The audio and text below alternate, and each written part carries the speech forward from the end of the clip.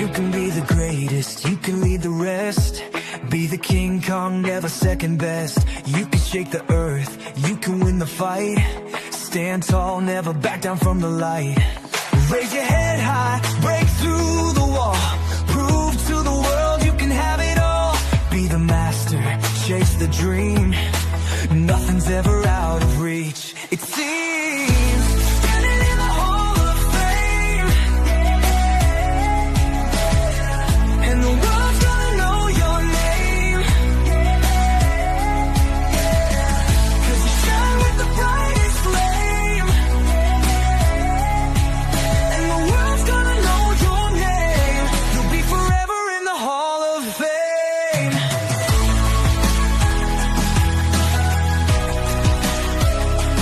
Take it to the distance, run the mile. Face every challenge with a fearless smile. Be the inspiration, the story told. Smashing every limit they said was cold. Do it for your people, do it with pride. You'll never know until you've tried. Do it for honor, do it for fame. 'Cause there's gonna be a day when you're standing in the Hall of Fame.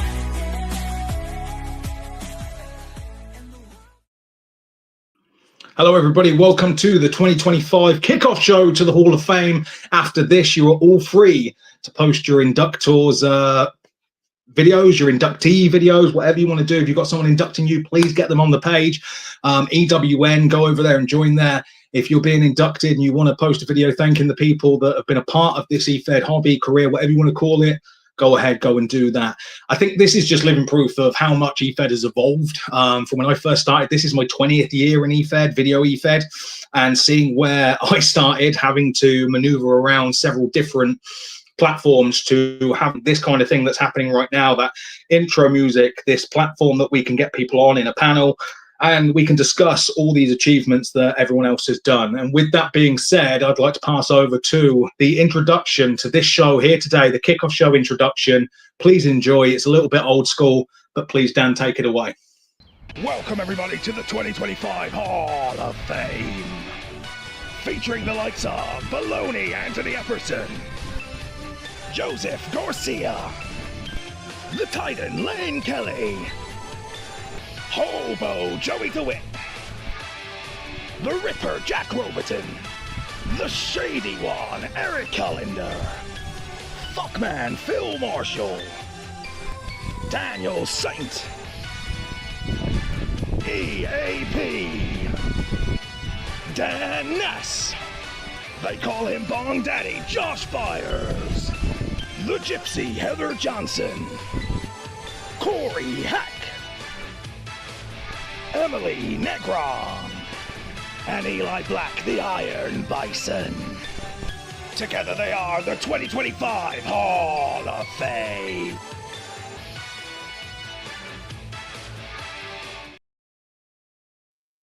And I'd like to proudly introduce the panel that will be joining me for this discussion. We're going to be revealing the public results on the inductees that are going through from the public nominations and vote. We'll be discussing all 15 automatic inductions. We'll be discussing the people that are going through, and we've got some fun segments along the way. So please stay with us. Please join us. Please comment. Let's get involved. Let's have a bit of fun. Let's have a bit of celebration. Firstly, Casey Moran, thank you very much for joining me on the panel today. A Hall of Famer himself, Bong Daddy, Mr. Josh Byers, going into the Hall of Fame this year. I have Mad T, a future Hall of Famer, no doubt, given his input from the EFed side of things. Phil Marshall as well, current EFedder going into the Hall of Fame this year. And as always, DJ B, Hall of Famer himself. So, how is everyone? Good. I'm good. Well, I'm good. Firstly, thank you very much for joining me. We're going to have a lot of fun. We're going to discuss a lot of things. We're going to try and keep it PG. There was no promises, but we'll see how we sort of go and how discussions sort of unwind. But first, would you guys like to know the results of the public voting? Who is going into the Hall of Fame this year on top of the 15? Oh, yes. yes. I mean, don't you think we should wait till Rockstar gets here? Because as soon as he gets here, that's what he's going to ask anyways. I'll tag Rockstar. So I have a special video to show everyone that I found hidden in EFed earlier today, which I found highly amusing. But I'm not going to say too much about it now. We'll get to that when we get there. I said 3 people would be going into the Hall of Fame off the EWN vote. Looking at how the voting went and the way that this year is also taken over the 2024 and 2025, something that none of you know yet, is 4 people are going in the Hall of Fame based on the results of the vote show. So in particular order, Mike Storm will be over the fucking moon. Rob Roman. Good.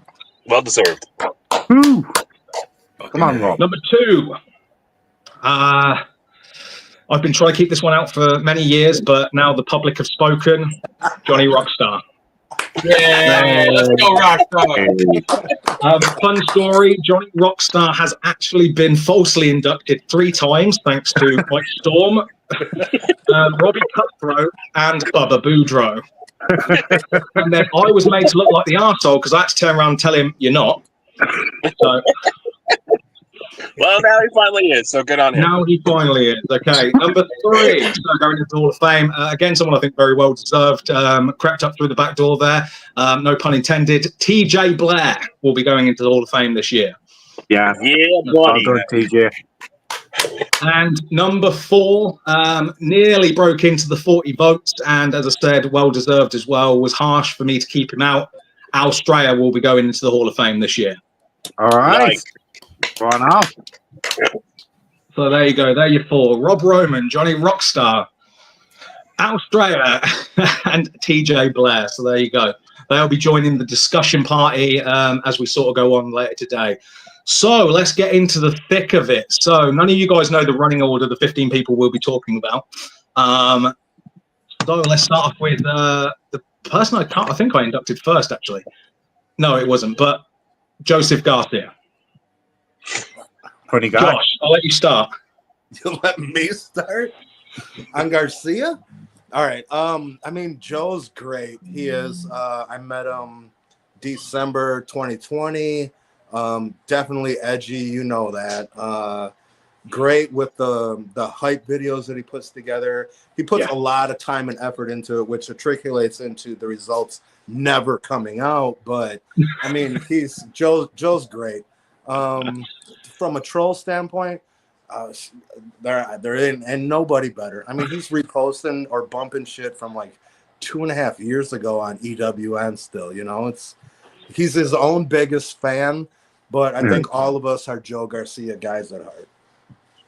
I completely agree. I mean, I've been in his Fed and I've sat there waiting 4 months for results, and they do come eventually. But he's, to be fair, he's put me in some really great matches with Frank Paul, with Thomas Austin, and we've had a lot of fun. Even Dustin Woodruff, things like that. But yeah, no, absolutely, he is a troll within a troll. As I said, this year had a couple of controversial names, but only controversial because some people don't like them. That doesn't mean they don't deserve to be in. I think a couple of you might have caught my status a few weeks ago about, you know, you might not like it, but it's the right thing, and that was pretty much what it was about with a few of these people this year.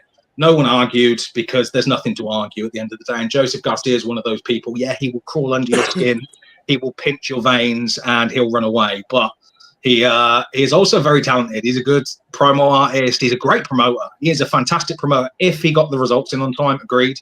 But he knows how to really put something together and get people talking. So, yeah, no, definitely well-deserved. Anyone else want to chip in on Joseph Garcia? Well, he likes to message me memes, and Yeah, it's great. And the thing is, I always kind of look at it and go, "Oh, he sent me quite a few," and I'll sit there and giggle to myself. Let me just pull up the last thing I said to him. So Joseph Garcia. Oh, that's a different account. He's got quite a few. So Joseph Garcia. No, he's not messaged me on that account.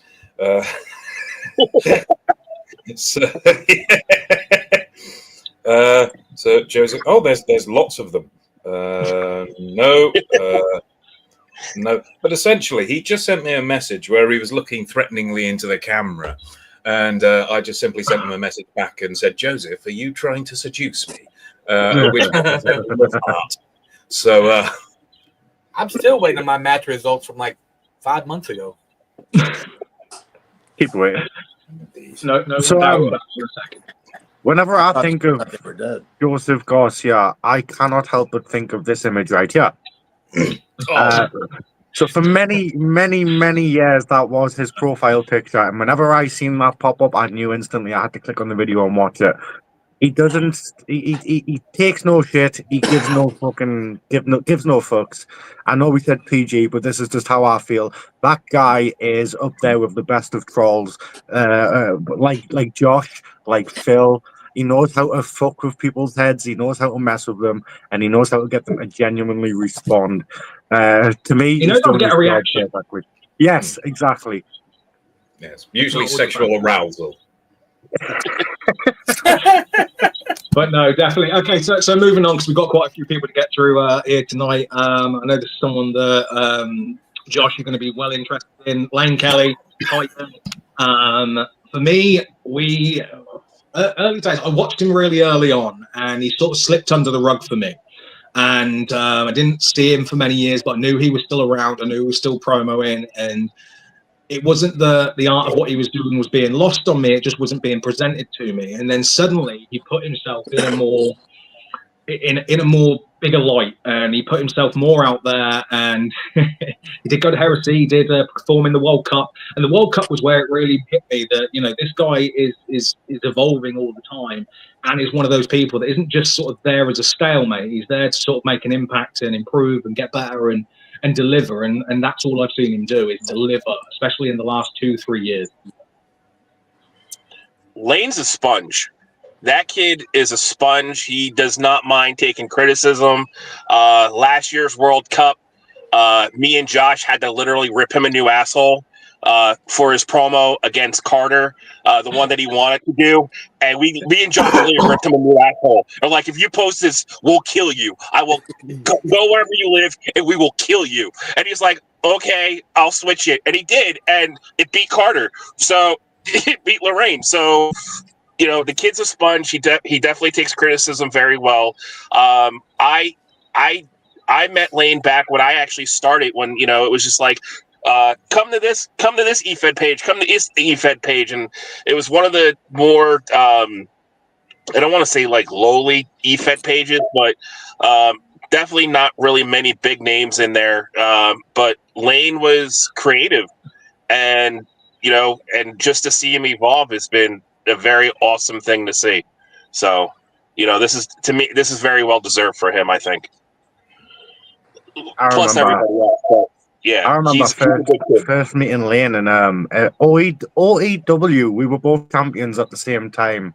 That was when I first really started talking to him, and I don't like to use this word much, but he's a workhorse. He puts the work in. He's always there, and he's always present whenever you book him.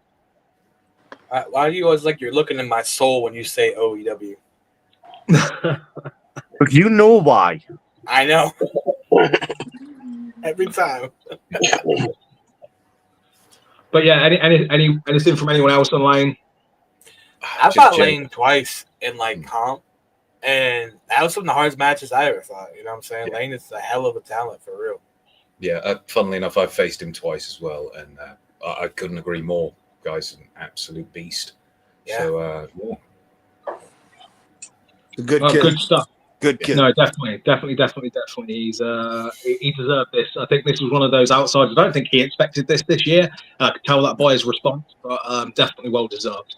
So number 3, we're going to chat about a little shady guy by the name of Eric Hollander, Shady Sean McKenzie, in and about a little bit everywhere. But God, the guy's been doing this for so long. And again, it was the World Cup where I first really saw him properly. We sort of swam around each other for many years. I knew he took about a 7-year sabbatical at one point. But when he came into the World Cup against Thomas Austin, I was shocked. I was impressed.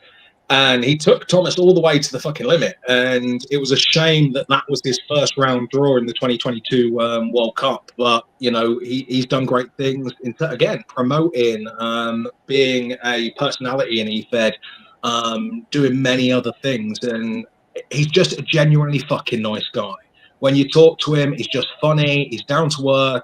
He's a cool fucking dude. and he's just so easy to get on with. I mean, he's one of the only people that I think I would sit in his bedroom and just allow him to smoke in front of me and wouldn't really give a shit. I'm not a smoker myself, but respect a few of you. But yeah, no, he's a great guy, and like I said, in terms of his promo ability and everything, again, he's got something definitely special there. Oh yeah. I'm sure a couple of you here want to jump in on Shady. Yeah. I mean, I'll jump on Shady, and I'm pretty sure he'll love it. I remember when I first met Shady Sean McKenzie, I hated his guts, and I was very open about it, and I would post every move Shady would hit would be named after himself. It would be the Shady Days, or the Shady Elbow, the Shady Twist of Fate, or some crap like that, and I hated him for it. But now, I think Phil would agree as well. There's a few of the other guys on here. We're all like that. We're talking almost every single day, not constantly, but a lot. And it's just what this thing does. It's Shady. He gravitates people towards him with his personality. And no matter what he's saying to you, whether it's nice or nasty, whether it's shady or sly, you can't help but laugh and love him. And he deserves it so much. Shady is the one guy that could have benefited from Johnny Rockstar naming his moveset.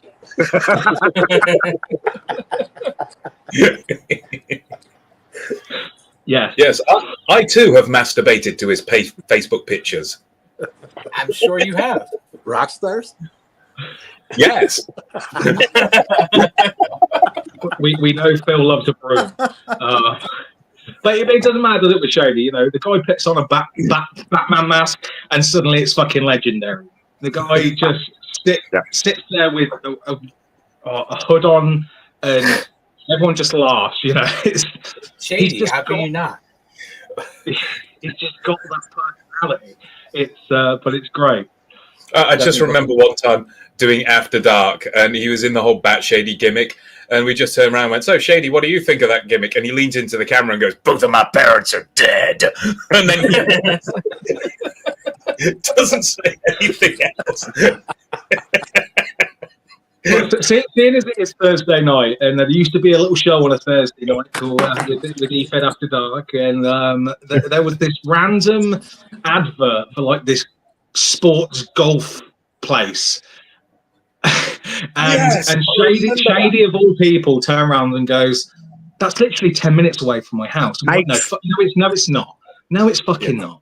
And literally 2 days later, he's filming a promo in front of this fucking golf shop, and just delivering on all cylinders in the most shady way you can imagine.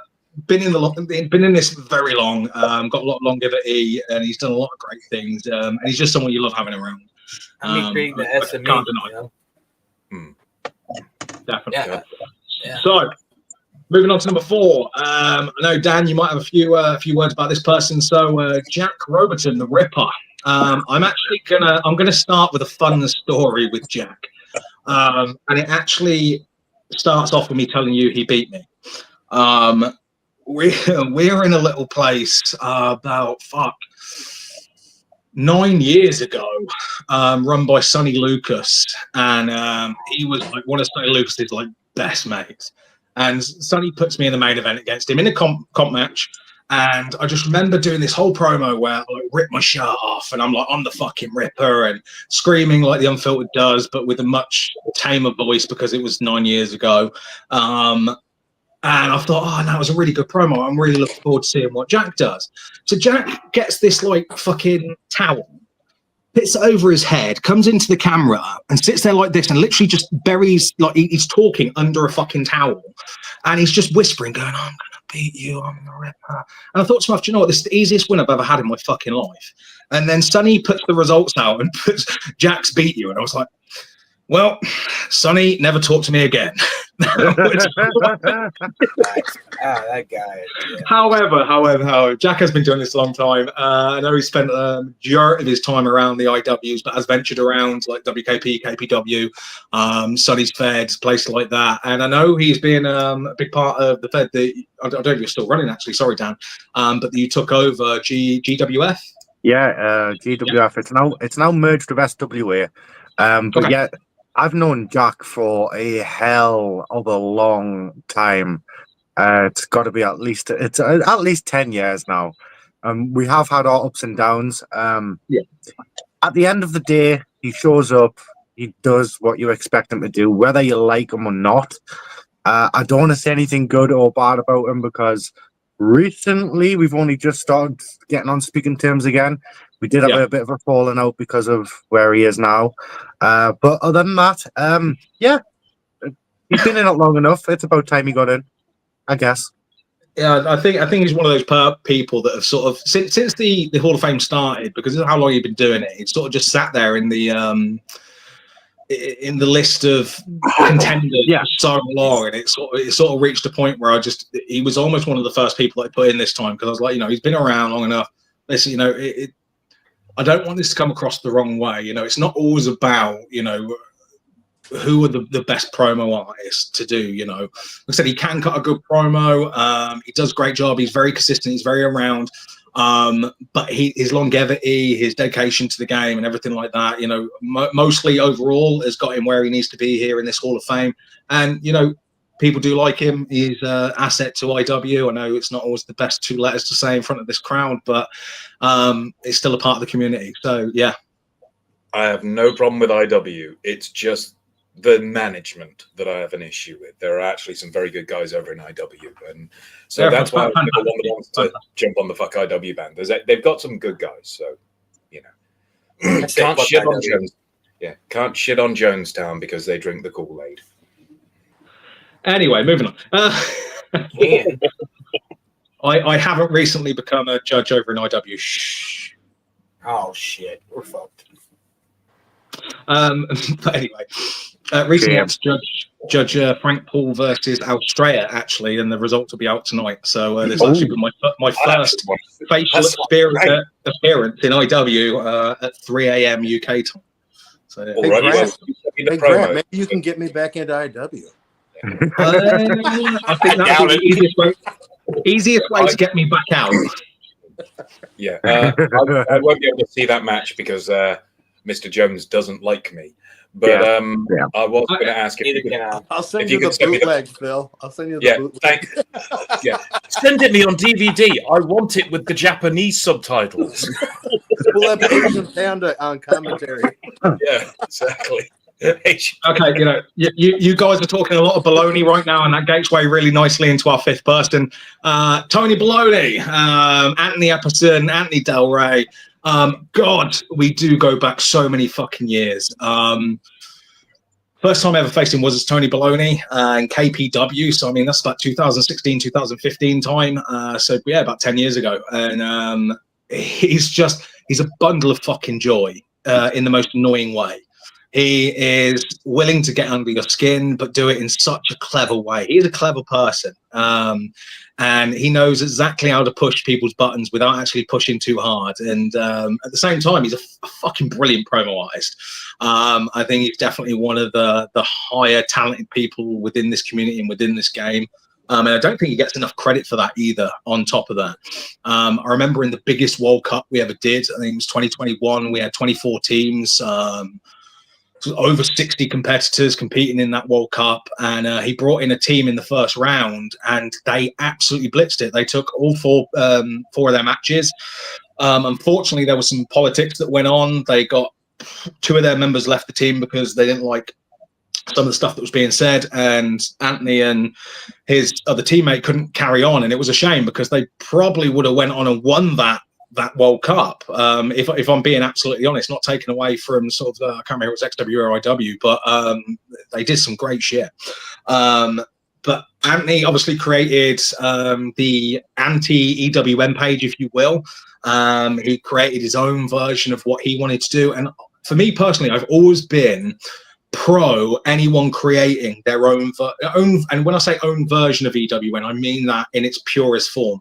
Don't copy me. That's the worst thing you can do. Like, what I'm doing is what I'm doing. What I'm doing is not necessarily perfect. If you're going to do something, go and do your own thing. Because I've literally seen 3 or 4 places are literally carbon rip-offs of EWN, and they don't work. They work for about 2 months. No one gives a shit, and it fades and it dies. Why? Because EWN was the first EWN. Whereas what Anthony did was went and did something absolutely different, went anti-hero with it, and it worked. It was unique, it was different, it was original, and I think it really showcased what his creativity, his mind can take him to do. And he's done that as well in places like PWR, in IW, and around, you know, the whole EFed community. Yeah, I haven't had that many dealings with him, but from what I've seen of him, I really did like his work. I just sat there and thought that it's just so well laid out and prepared. It just looks sharp, clean. He knows what he's saying. It's always spot on. He's not one of those men who stutter either. He knows what he's wanting to say and he gets to the point. I'm in the same position as Phil. I've never unfortunately been in the same place at the same time as him. Or even close enough to have the pleasure of having a match with him, but I have seen his work, and like Phil, I love it. It's entertaining to watch, which at the end of the day is what I look for in what we do. Yeah. All I really heard there was EWN used to have a pay-per-view called Breaking the Virginity, where you'd all pair 2 people that have never faced each other before. I'm just getting some flow. That's all. Yeah, he's a very well-spoken guy. I faced him, I think, once, and he obliterated me. Is probably the nicest way I could say it for myself, because I didn't know what I was getting myself into. And yeah, I watched this, but I was like, "Yep, I lost," and I just I took it on the chin. I was like, "All right, well, whatever. It is what it is." No, he does have that ability. So. If no one else has anything to chip in on Anthony there, we're actually going to gateway into our first sort of sideshow of the evening, where we sort of take a break from talking about these fantastic inductees. And this is called a moment of shame. So this is the first ever EFed Hall of Fame Hall of Shame. And this is where I publicly out all the people that nominated themselves to be in the Hall of Fame. Yay! And dive into some fun as well. So, Dan, if you can play the intro to the Hall of Shame. Now let's all take a moment to shame on those in this year's Hall of Shame. Shame on you. Shame. Shame. Shame. Shame, shame, shame. Shame on you. Shame, shame, shame.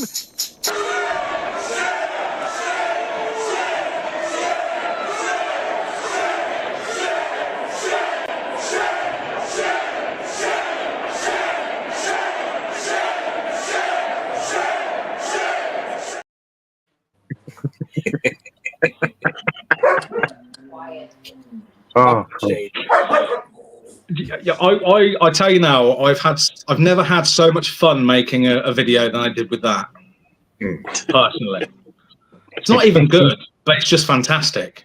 I'm surprised Bloka's name wasn't on there. Jesus. Bloka did make a comment, but it was just brash enough for me to go. Well, that's because he's your favorite. So what we're actually going to do with this segment is I'm going to publicly name every single person that said their piece and actually cover some comments that were made underneath said self-nomination. To celebrate this, I'll be just standing at the side, listening in, because I just want to enjoy a cigarette while I watch these people get fucked.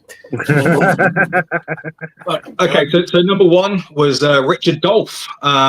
Any Hall of Fame without me is fraudulent.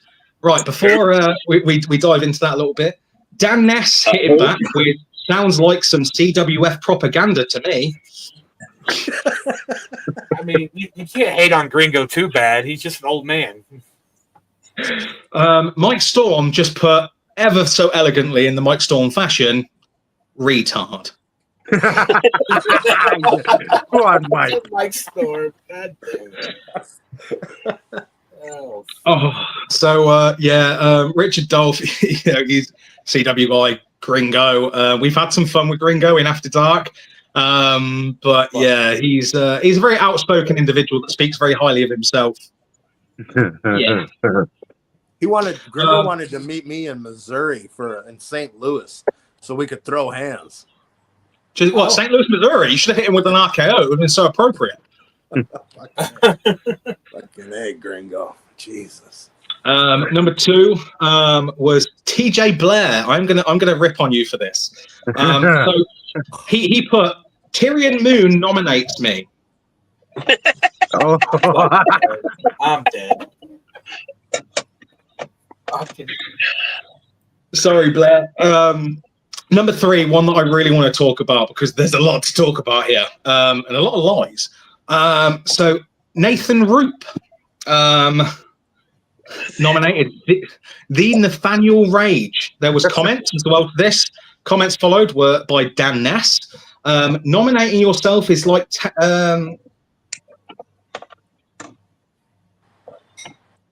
it's like wanking yourself off.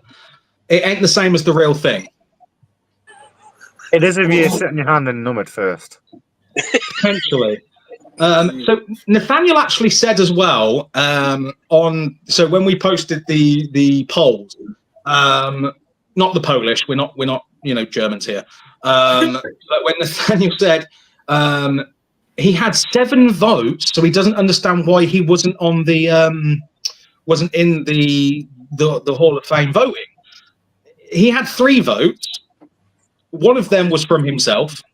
The other 2 were followers. And so just so everyone knows, 3 votes actually got you into the voting this year. So he was outside of the lowered nomination category. And somehow, I looked back through it. He duped me because I actually spent time looking back through going, fuck, did I really make a mistake? There was not 7, there was 2. So unfortunately, Nathaniel, shame on you. Shame on you. How do you miscount from 2 to 7 though? The devil can't count, I guess. I ain't gonna tell you. I mean, I think it's more kind of retarded. Sorry, I know this is PG and shit. I expect more from TJ Blair. I can't believe he nominated himself. What a fucking joke. To be fair, TJ Blair, just talking about the Hall of Fame, the votes. TJ Blair was actually one of the only people that had high nominations that got voted in this time. The other, no, it doesn't. To be fair, this, and I've seen this every year now for 8 years. Just because you get the most nominations, it's the poll that counts. And if you don't get the votes in the poll, it doesn't fucking matter. Nominations are nice; it gets your name there. But unless you get the vote, it doesn't matter. And it's always interesting because the contrast between the 2 is quite spectacular. But moving on to number 4, a good friend of ours here at EWN and at After Dark, it's very posh there. Sean Price.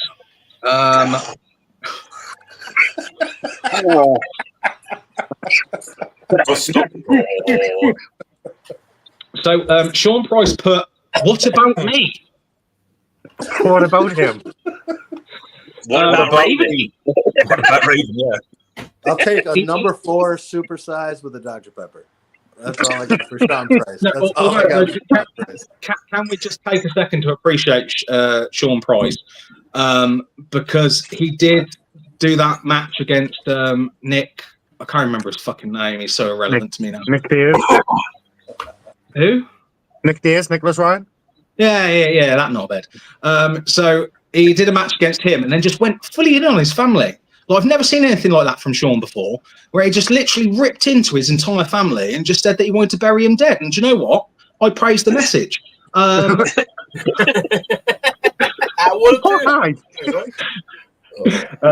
no, so the comments that followed from Sean Price, Tyler Grimm had the audacity to take a rib at him by saying no, just no.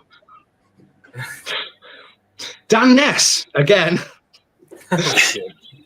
Oh, and to be fair, this was my favourite comment from the whole thread. The only way you're getting in is if by your eventual legacy bid. Oh, damn. Right. You better not let him in, even if he does die. I don't care. Oh, And then these are just a load of names that did nominate themselves, just to keep it fair across the board. So Ralph Swagger did nominate himself, despite having a high volume of nominations. Current Hall of Famer Stephen Somich nominated himself. He probably nominated himself more Which than unfortunately any better. takes away his Hall of Fame. Induction. Rockstar has nominated himself Right. more than any other I E-tard won't. in the history of EWN. All I was going to say was, Phil, don't tempt me. The biggest heel move of the year already. No, allow him to have a spot. Niall, the other, went on a good little rant about only himself, and there was probably 2 people in there. The rest were vegetables, which I kind of got. There was some truth there. Ron Ruff, the third, he did nominate himself, despite, again, some nice volumes for him. Michael Miner, aka Scars, if anyone remembers him, he did nominate himself, his only nomination. Poor him. Levi Bliss randomly popped up with about 2 hours to go and went, me. I was like, I'm sure there was some controversies surrounding Levi Bliss a few years ago, and I can't remember what it was. But I might have to do some digging.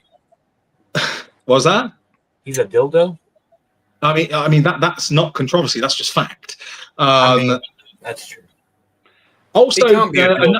I've never used him. Not yet.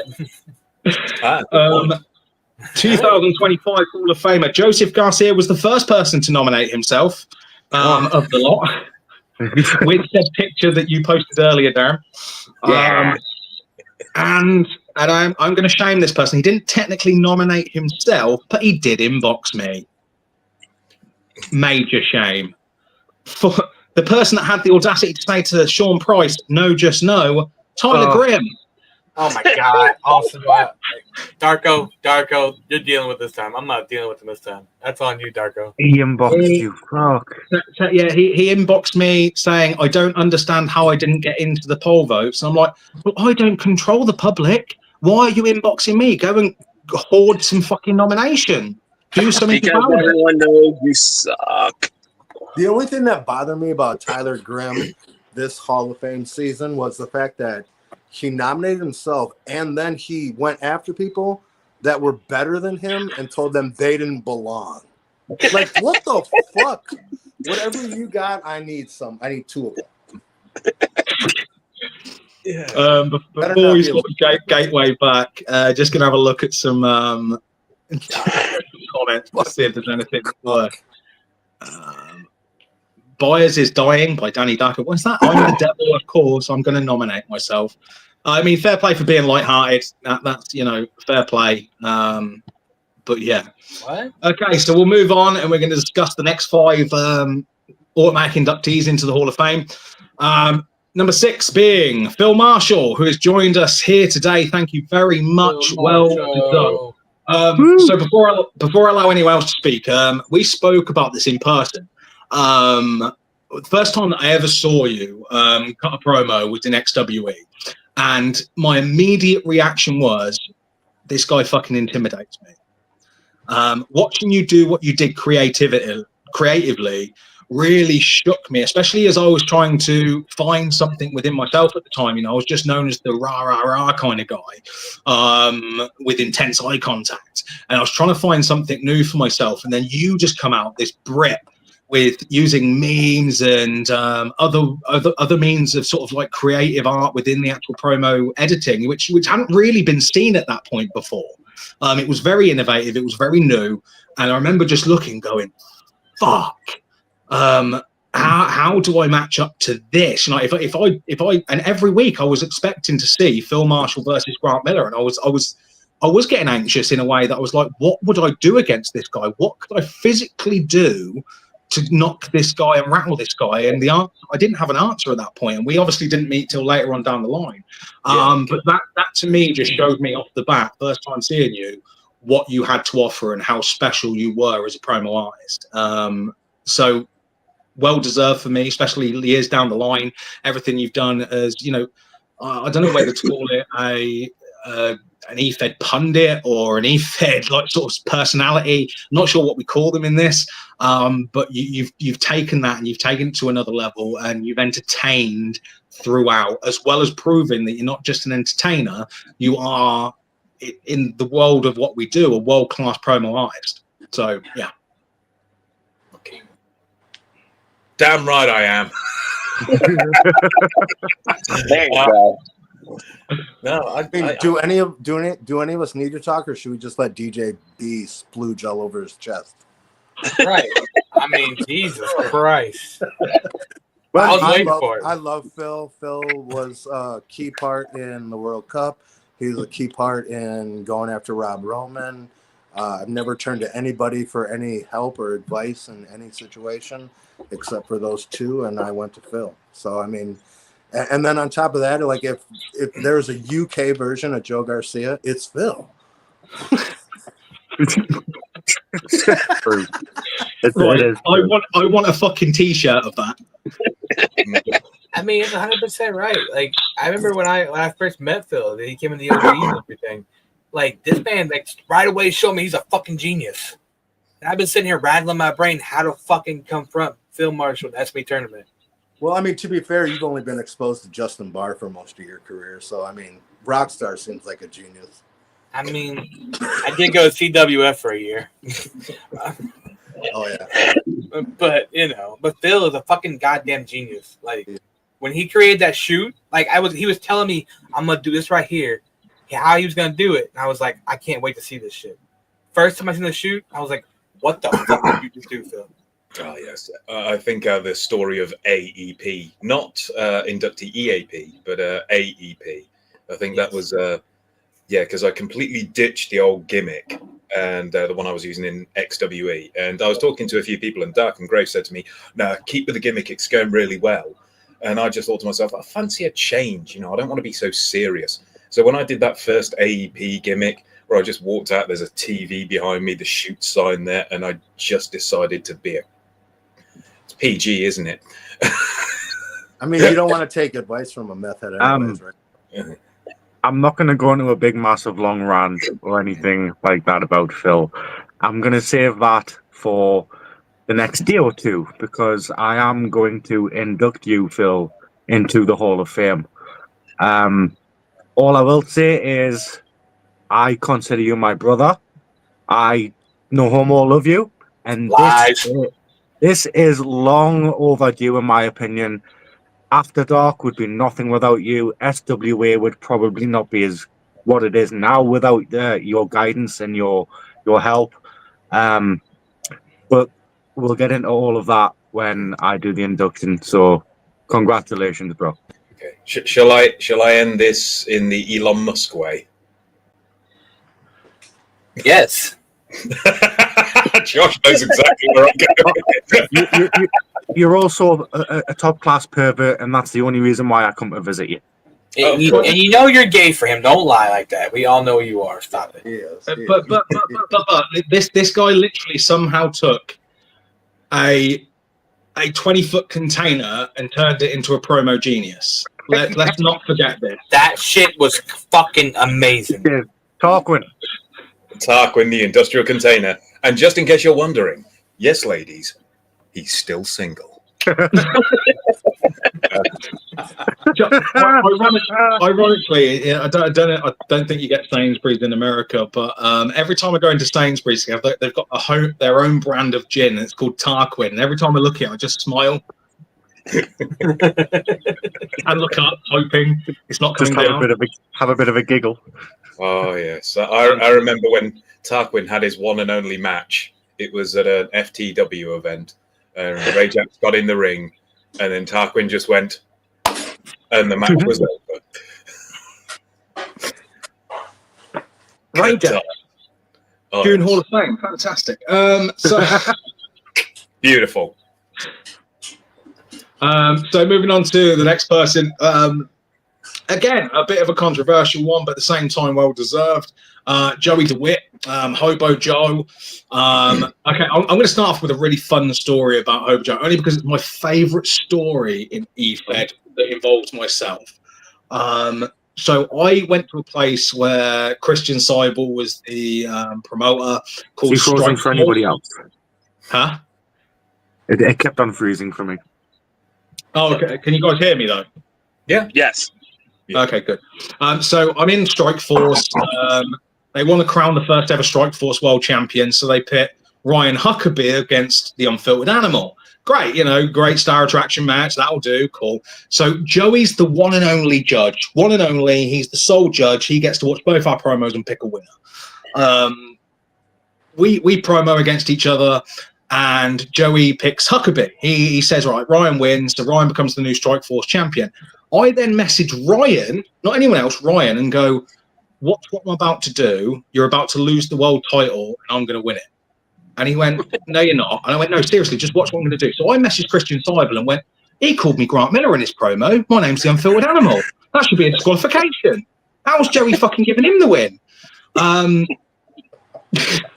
hour later, Christian Seibel's overturned the decision.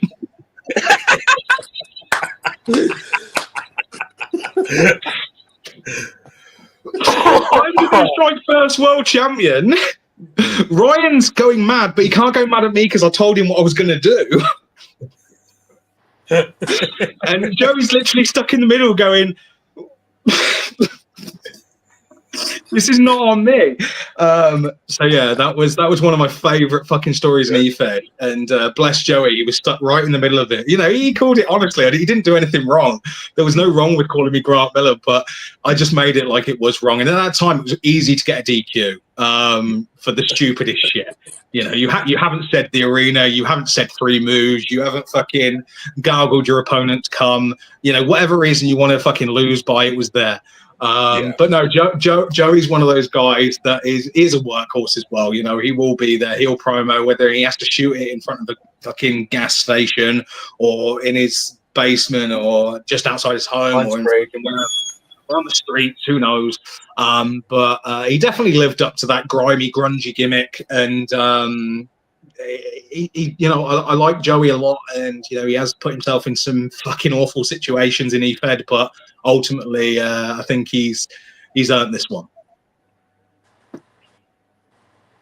Joey's a good guy. He definitely deserves to be in. He's been doing this for quite some time. And then, I love the guy, the achievements he's made outside of this game over the last couple of years, supersedes any Hall of Fame any of us will virtually go into, in my opinion. No, definitely. I see Matt Applin saying Strike Force. Oh my God! Someone just commented then as well saying, "Can you lose a title on DQ?" It was for the inaugural title, so yes, no one lost the title. I just gained it, rightly or wrongly. But yeah, no, Joey's a good guy. I brought him into pro when I had that place with no one, and it was just me. I was the sole proprietor of pro, and. Joey came in and he was great, he really embraced it and embraced what we were doing. And he was one of those picks where I was like, this guy's just going to he's going to turn up every week. And he does. And I will point out his, for me, like a huge accolade for him was he entered the World Cup, and in round 2 he was drawn, or round 3 I think it was actually, back in the day when it was like there was 2 3-on-3 matches and a singles match. He drew the singles match for his team against Ray Franklin. Ray Franklin being a very fucking good promo artist. Everyone thought it was going to be a squash match, and Joey actually went all in on that match and actually picked up what at the time was a massive shock victory over Ray Franklin. And it just showed what Joey was capable of if he put his mind to it and if people slept on him. So yeah, very, very well deserved, that one. Yeah, he's not bad. Like when I first met him in CWF, I thought he was a piece of shit. And, he is. He is. Yeah, I realized that. But like when I came to HSP after leaving CWF, he had fucking beef. We had beef. We fucking handled it. And now I think he's a cool dude. Like, he's decent. Like, people say he's a lot better than I think he is, but I mean, overall, I think he's a pretty good guy. He's got it in him to cut a fucking good promo. He's definitely someone not to sleep on. That's all I'd say. Oh yeah, I mean, I've seen him like cut like good promos, and then there's like these ants. Like, what are you doing? You know what I'm saying? That happens, no, completely. But yeah, no, Joey DeWitt, welcome to the Hall of Fame. Thank you very much. So moving on to someone we've actually slightly touched upon already, EAP from the IW. Do you know what? Genuinely nice guy. I see you shaking your head down there, Josh. I just can't get past his Batman voice. He ain't Bat Shady. That right there. You're lucky I didn't go after Ripper. Okay. All right. Who? No, that's fair. That's fair. But no, EAP doesn't. It's again, IW is a part of this community, whether some people like it or not. There are people that are. That don't matter where they're at. I don't care. But you know, people do go exclusive, and they like to stay in one place. And I thought, to be fair, I saw Mike Storm say to EAP, "Why don't you venture anywhere else?" And it's a great question. You know, maybe we would have got more from EAP if he would have ventured elsewhere, but he hasn't. But he has done good things within the IW, and like I said, he's a great guy, and you know he can perform. Josh, I'm just watching your reaction the whole time and trying not to laugh. I can't help it. I'm just not going to say anything. No, that's fair. That's fair. But no, EIP is one of those real dudes, and as I say, you know, he's picked up his badges along the IW way, and you know that happens for some people. They don't spread themselves thin. Corey Hex did that recently. You know, he spread himself thin over the years, and I don't think he's one of the people that spread himself the thinnest. But there are people that spread themselves thick, should we say? Well, yeah, with EAP, I do have one experience with him, and he was a good sport. Yeah, it was about After Dark, and it was when AEP was going nuts and came on After Dark, and I kind of had the Bill Cosby mask and pretended to be his dad. It was like the week after. We were talking to EAP about the allegations, about him being so angry that there was a rip-off of him, like a Horace Hogan to his Hulk Hogan. And he went on an interview about how angry he was at AEP. And AEP, he had no idea what was going on. EAP had never heard of him before. So he went along with it, and it was very funny, just because at the time, anything with AEP was just gold. And to be fair, yeah, I got to meet EAP when I was with IW back in the day, and he came in because I think he came in with I think like Rodney Morris, Dave Barron, I think Tyler Throne, a bunch of those guys all kind of came in at like the same time, and I dealt with EAP and Omega, and he's a genuine nice guy. I remember when back in 2019, I was still in IW, and I almost died on the operating table, and he was like the first person, or one of the first persons to message me.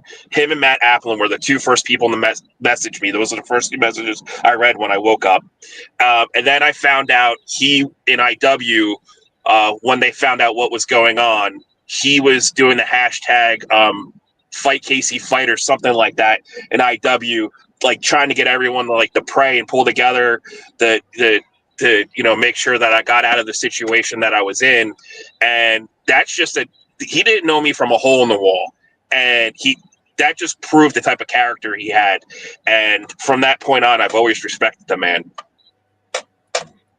No, it's decent. It's nice, you know. I think we've all got little stories around that sort of genre, and where people have reached out. I know Dan and Phil, I know you've got your own. Right, Phil, pack it in. Josh, fuck off. I just keep looking at Josh, and it's making me laugh as well, because I can see Josh's mind. Well, I mean, since I can fuck off, then I'm going to say, well, how do you know EAP wasn't doing that to get a push in IW? I mean, I don't trust the guy. I don't mean fuck off. You can say. Right, just to get your balls going a little bit, Josh. We'll move on to our next person. So, Gypsy, Heather Johnson. So my favorite thing about Heather Johnson was that I genuinely was duped into believing that she was Mary Johnson's daughter. So I go back to WKP after a bit of a. I'll let Robbie tell that story one day. So there was a bit of shit going on, and I go back, and suddenly there's this Heather Johnson in the group, and I'm like, oh, okay. And then she cuts a promo, and she's like, oh, my mom Mary, and I'm like, oh, fucking hell, it's Mary's daughter. Okay, yeah. It was about a year later. I said to Heather, I was like, oh, how's your mum doing? And she's like, she's not actually my mum. I was like, fuck off. Mind you, I am a little worried about Heather's son Evan. Oh, God.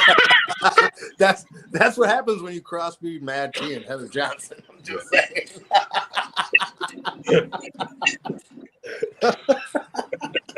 Oh my lord.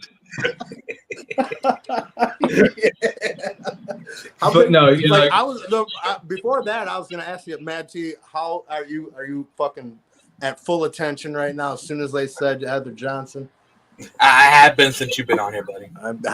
I fucking bet. How long has he not had pocket money for now? Nicholas Lovett, are you fucking kidding me? Oh my god! Go fuck Right, your so- mom. Oh my god! There's a double fucking irony here. So so we're going to have to discuss Heather a little bit more because it's only fair, and one other person, and then there's a segment that we're going into that actually involves Nicholas Lovett. Sorry.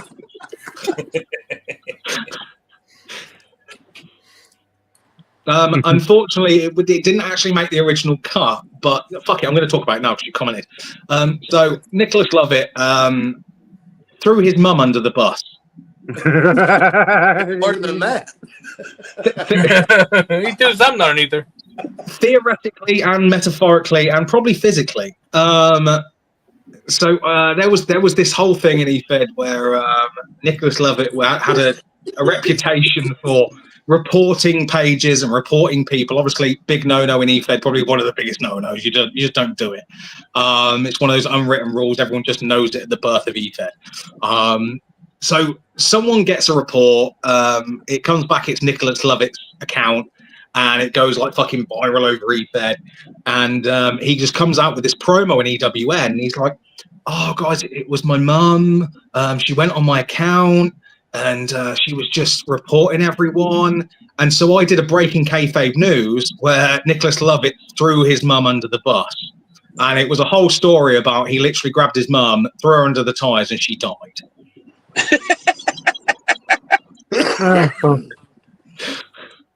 Well, that's do you not know about the whole motherfucker incident?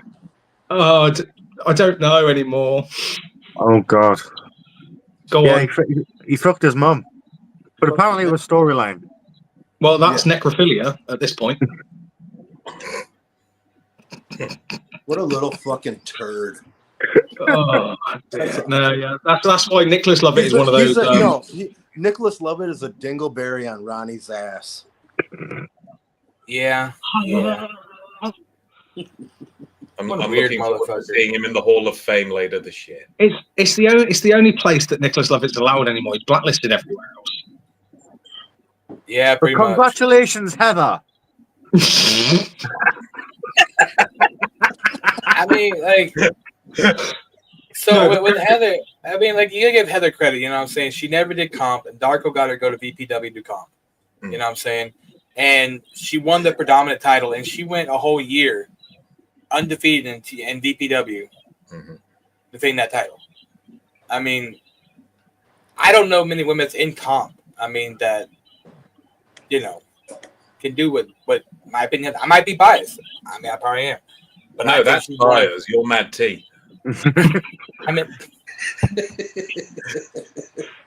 I've said it once. I'll say it 100 more fucking times. I love Heather. She's great. But women don't belong in EFed.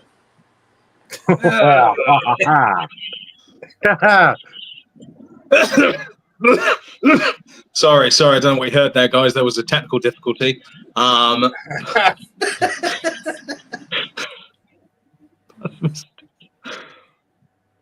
Primetime Nick Storm. Fucking hell, it's been a while. The real myth, legend, and goat in EFed. Something no one can say. I don't think that's anything anybody's going to say. Just because that's what your mom screamed when you were fucking, don't mean we want to hear about it. Shut up. I just slightly got erect. It's taking you this long. Just get my lube. But no, Heather was great. Like I said, she was comping way before that. She was comping at WKP when I first saw her. I know she did go heavily into sort of storyline places, and she was with Rebecca and people like that, and they were doing their own thing with Madhouse and things. So it's great, and she's definitely deserved this. She's been around long enough, and she's really put herself out there, and she's really proven that she can handle herself against the man, and she's willing to be creative and reinvent herself and really portray herself well. This was as easy as cutting into butter for me, putting her in the Hall of Fame. Again, someone that I thought was shocked, very shocked when I let them know. She was very much like, really? I was like, yeah, it fucking speaks for itself. But yeah, moving on to number 10. I'm not expecting many of you to chime in on this one. Casey probably was the one that was going to, but he's just left his car promo on, and and it's in fucking portrait as well. I've been wanting to point out for so long. Buttons right now.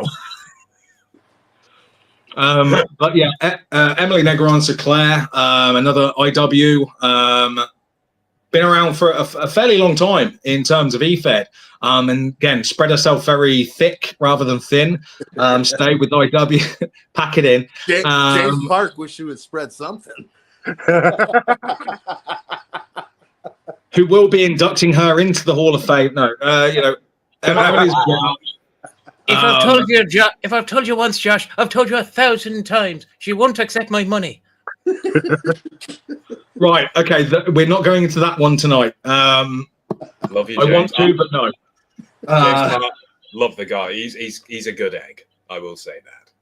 Yeah, that's the only thing he is an egg. It's a shame that a lot of you wouldn't have seen his repping promos recently at IWI Old School. If anyone saw them, he was in the gym pulling up some weights, really going for it. Fair play to him. Katie, yourself, have you had run-ins with Emily Negron? Claire?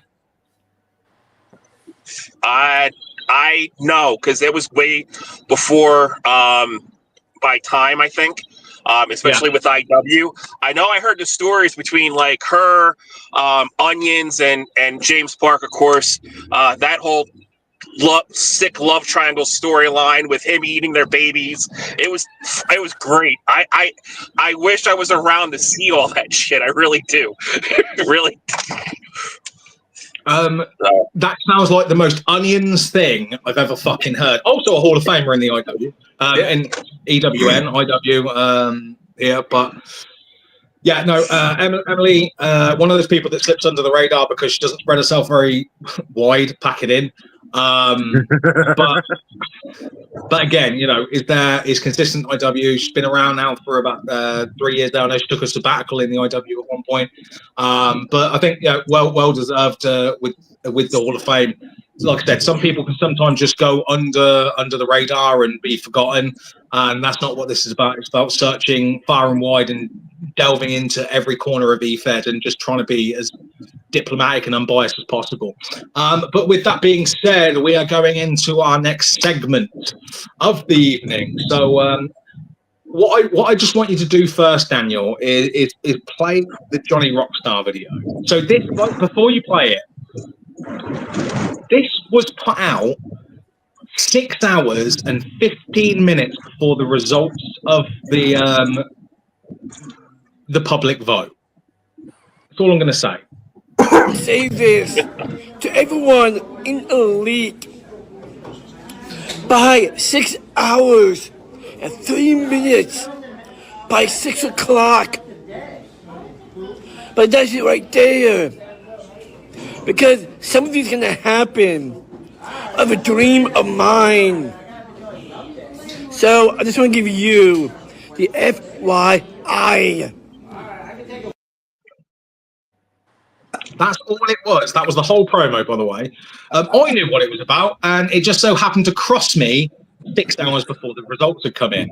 And I was thinking, do you know what? The audacity of this little fucker. Can I ask you a question? Yeah, go on. What was it about? He was tracking votes. I think I heard something about Donut Springs.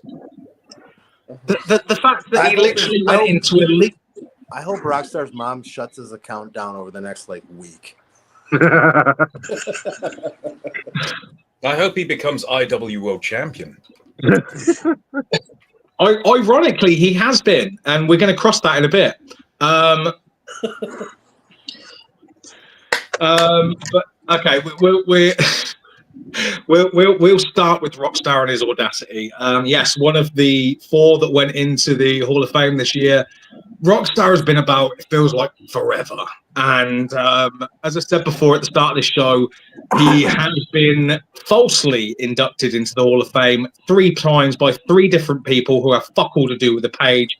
Fuck you, Mike Storm. Fuck you, Robbie Cutthroat. And fuck you, Bubba Boudreaux. To the point where he genuinely believed he was in the Hall of Fame. And I've now got to go up to a Down syndrome individual and tell them that their dream has been shattered. Not once, not twice, 3 fucking times. Yeah, I'm not the villain here. I'm just the honest politician. Yes, oxymoron right there. Honest politician right up there with science. Yes. But no, to be fair, Jews where they are, he's been around forever. He's got a kindred heart toward this, and he got the most votes, 52 fucking votes out of the 519 that were presented in the voting system. 51.5 of those were mine. My favorite thing about Rockstar going in was Mike was the first person to the first person to vote Rockstar, and then went on a rant going, "How the fuck has he got more votes than Rob Roman?" I was like, "You fucking voted for him." He was politicking like a motherfucker. Oh, I love the fact that Mike's trolled himself. He did, and I had to tell him he'd done that. Oh, but no, Rockstar, well deserved. You know what? Fair play to you, boy. It's a long time coming, and just don't eat my arsehole. You realise this is just another name he can add to his nickname repertoire now. No, he can't do that. Don't do that. Whose pants is he shitting in this week? That's what I want to know. If he doesn't add it to his nickname roster 3 times, I will be disappointed. Right. If he comes on the EWN page and does his speech, I'll be disappointed. If that speech isn't on Elite Marks, I'm going to be fuming. I literally just want to see. I just literally want to be scrolling one day and just see Johnny Rockstar accepting the EFed Hall of Fame in Elite Marks, and Trey Davis just going, "Well done, mate." Do you think he might be tempted to also post it in CWF as well? I hope. Oh God! Could you imagine Ronnie going, "How did you get in the Hall of Fame and I fucking didn't?" And then having a seizure. No, I'm not up for that. No, you did it wrong. You forgot to throw in all of the bros and dogs.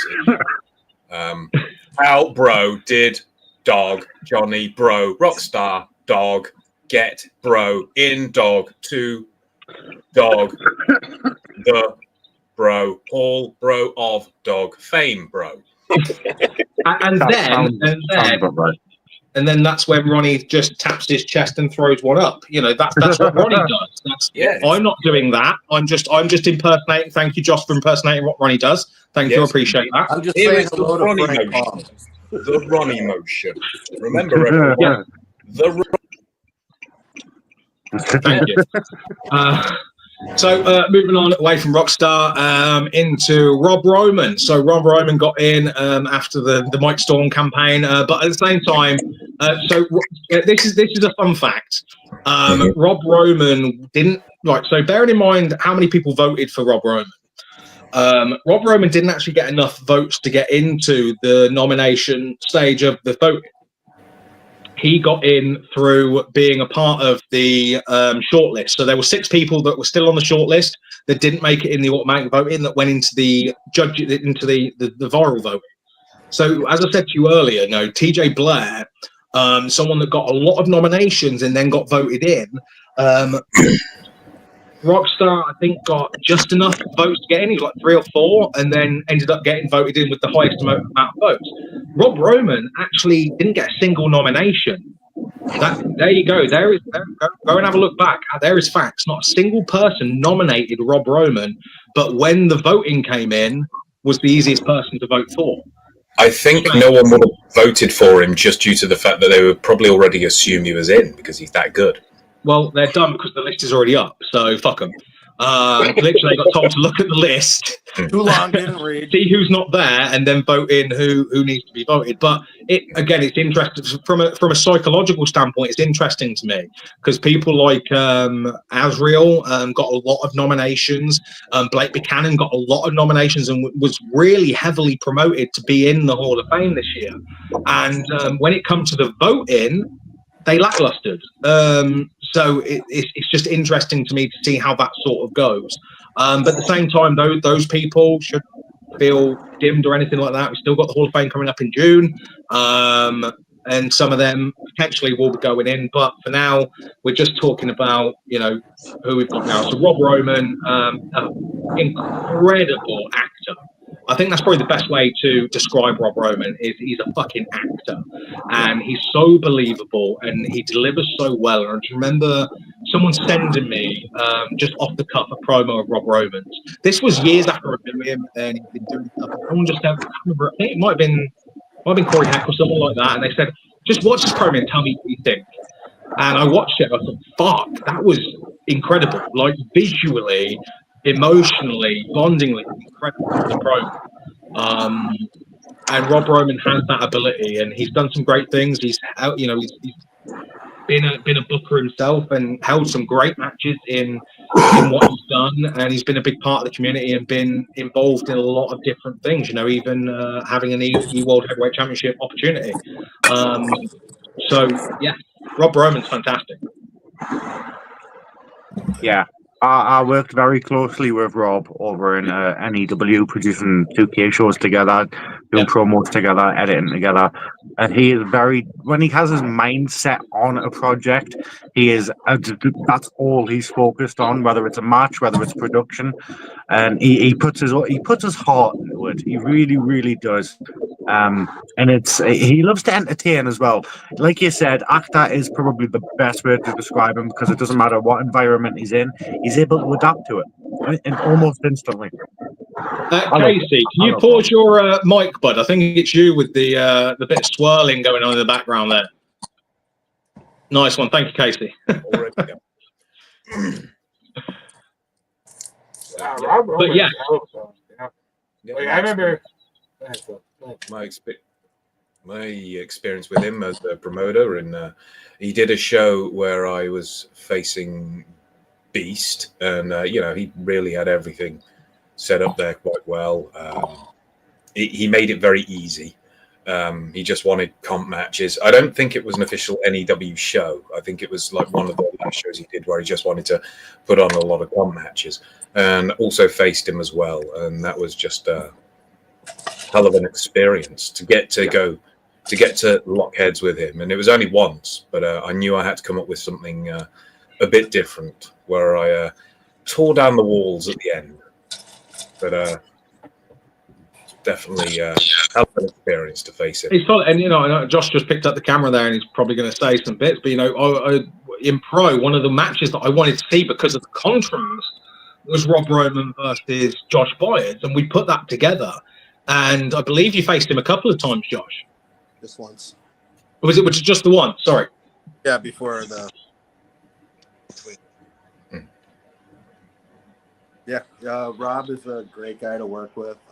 One of the best talkers in the game. His vocabulary, his delivery is fluid. I mean, if you've ever gone up against the guy in comp and you are anywhere close to fucking beating him, you're lucky. I got lucky. Rob is a better promo guy than I am, but not 100 times out of 100, maybe 99 times out of 100, but I mean, Rob's a GOAT. I thought he was in already, so this is one of the few times since I've been exposed to EWN where I've looked at the popularity vote, if that's what we want to call it. That's what a lot of people do call it, and there's justification behind him going into the Hall of Fame. It's not because he's everybody's best friend, because the guy's a fucking prick. I mean, I had a blast going up against him. I did. I could go on for a while, but this isn't all about Rob, and we haven't talked about me yet, so I'm gonna shut up now. We're getting there. We're getting there. And to be fair, in a predetermined setting, you did face Rob Roman in pro, and a certain Casey Moran actually tied your feet under the ropes to cause you a count out. The dirty little bastard. He was getting very pissed off with the pro and took out on you for some reason.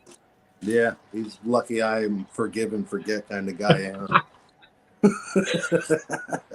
Whoever ripped that shit. But yeah, so moving on. TJ Blair. So we got TJ Blair in this year's Hall of Fame through the public vote. Again, do you know what? Absolutely deserved. As I say, got high nominations, got high votes. He is creative. We take the piss, and we always have done from probably 2016 up till now, out of the Dart character, if we will.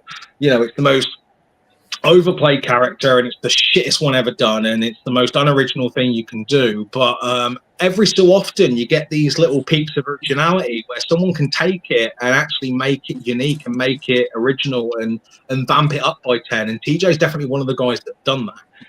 He's found himself more than anything, and this is where a lot of people fall flat with this dark gimmick. Is they don't try and find themselves, they just try and find something dark. They look at Ozzy Osbourne, or they look at the color black and purple and go, oh, I can fucking do that, and they just don't. Whereas TJ he looked at himself in the mirror and went, right, okay, this is you, let's just vamp that up by 10, and he delivers so well on that. And like I said, he is creative, sort of side of what he produces and what he does is fantastic. And I think this is, again, a very well-deserved early doors for him. But again, there's been a few people that are early doors, but he's earned it. He's a top-class storyteller. As far as I've known TJ, he's always been for the storyline. The continuity between promos and between the story going on and whatever federation he's performing in. I love that about TJ. I really do. I wish I could see him a lot more elsewhere. He used to be really spread out, but nowadays, not so much. No, yeah. But that's fair. It's hard when you're actually a really creative person when you've got to spread yourself so thin. It just is. It's very easy for, say, myself or Josh Byers or someone that is just very. We can just put a camera in front of us and go. There's no thought. There's no process. There's us and the camera, and we can scream at it as much as we want, and it just makes sense. We just pick a couple of narratives and just go. And people like TJ Blair doesn't necessarily have that ability, and that's fine. People have their strengths, they have their weaknesses. TJ Blair's really up there in terms of creativity. You put him in the old is it OEW setting where you've got to cut two hypes and a promo, and you're judged on a whole body of work. He's great in that comp environment. God, I'd fucking hate to go up against him, facing him for 3 promos. One-on-one, I'd take him any day of the week. 3 promos in a body of work, I'd struggle. Simple as that, because of the way that's his strength. I agree. He's really talented. The first time I fought it was at the XWE before they were at the IW. And I was like, I didn't know how to approach him. Like, I really didn't. And I had to study his work. And I lost, but I mean, he's very fucking creative. Let's put that at that. Well, Matt T, you don't know how to approach opening a can of soup. Let's be serious. Yeah, I do. I just stab it till it opens. I've been there. I understand. But no, TJ, well done. You deserve this one, boy. Yeah, great shit. moving on to technically the unexpected one of the night, but probably the most deserved of the four that went in my opinion, and that's Australia. I've been around Australia for fucking years. We technically had our differences, but not technically at the same time. It was just more of circumstance than anything else. But me and him, at the end of the day, we're adults. We just talk and we get past things. And Al's one of those guys that is so approachable. He's so easy to talk to. And, you know, in front of the camera, he's a fucking hard ass. And he'll say whatever he wants to say. And he's very open, very honest. And he doesn't give a shit. And he never says sorry for anything. And that's great because he backs it up. That's a very Australia thing to do. But when he actually gets in front of the camera, when he works, he's fantastic. Al is as cutthroat as most of them come. And he is just a fantastic competitor. You know, he performed, I think, in the first World Cup and then got dragged in by RPW a little bit later for a later World Cup. But also have been around him in RPW, in IW. He came into pro and all things like that. You know, Al is fantastic. So I'm going to throw the stage to someone else. Mr. Heresy is what we referred to him as over the last few years. And we have, Grant, what's it like being Eskimo bros with Australia? Oh.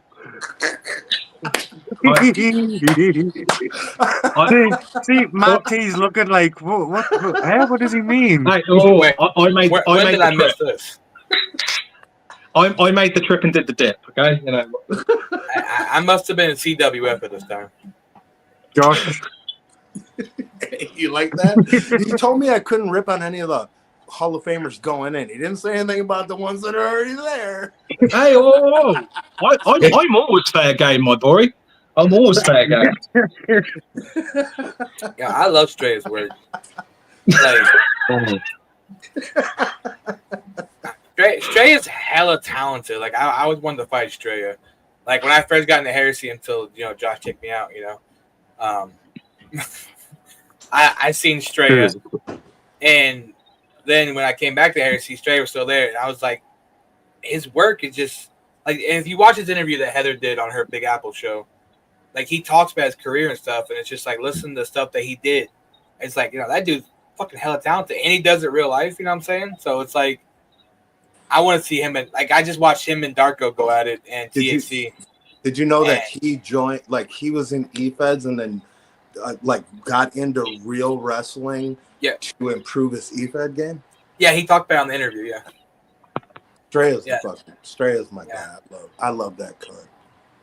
Yeah, that's just like recently it was Darko versus Straya and THC, and that was a hell of a match. And it's like that made me want to fucking fight Straya more. You know what I mean? I've never had any close encounters with Straya before, but I have seen a lot of his work. And from what I have seen, he's an absolute workhorse. There's that word again. It's fantastic, and I've seen his intro has clips of him actually wrestling in it now. I believe as well. When I see stuff like that in EFED, when I see the transition, I love it. I really do. I actually had the privilege, as I said, tonight to judge an Australia comp match against Frank Paul. So, as I say, anyone that's allowed in IW, you can catch the results at 3 a.m. UK time. I believe that's 10 p.m. Eastern. But yeah, no, and you know what? I enjoyed his work a lot, and this is years later from enjoying his work for the first time. Definitely well deserved. This was an easy decision to make tonight to expand that by one, just because the gap was so different between like the top four and the rest. But because he deserves it as well, fucking really deserves it. Yeah, fact, 100%.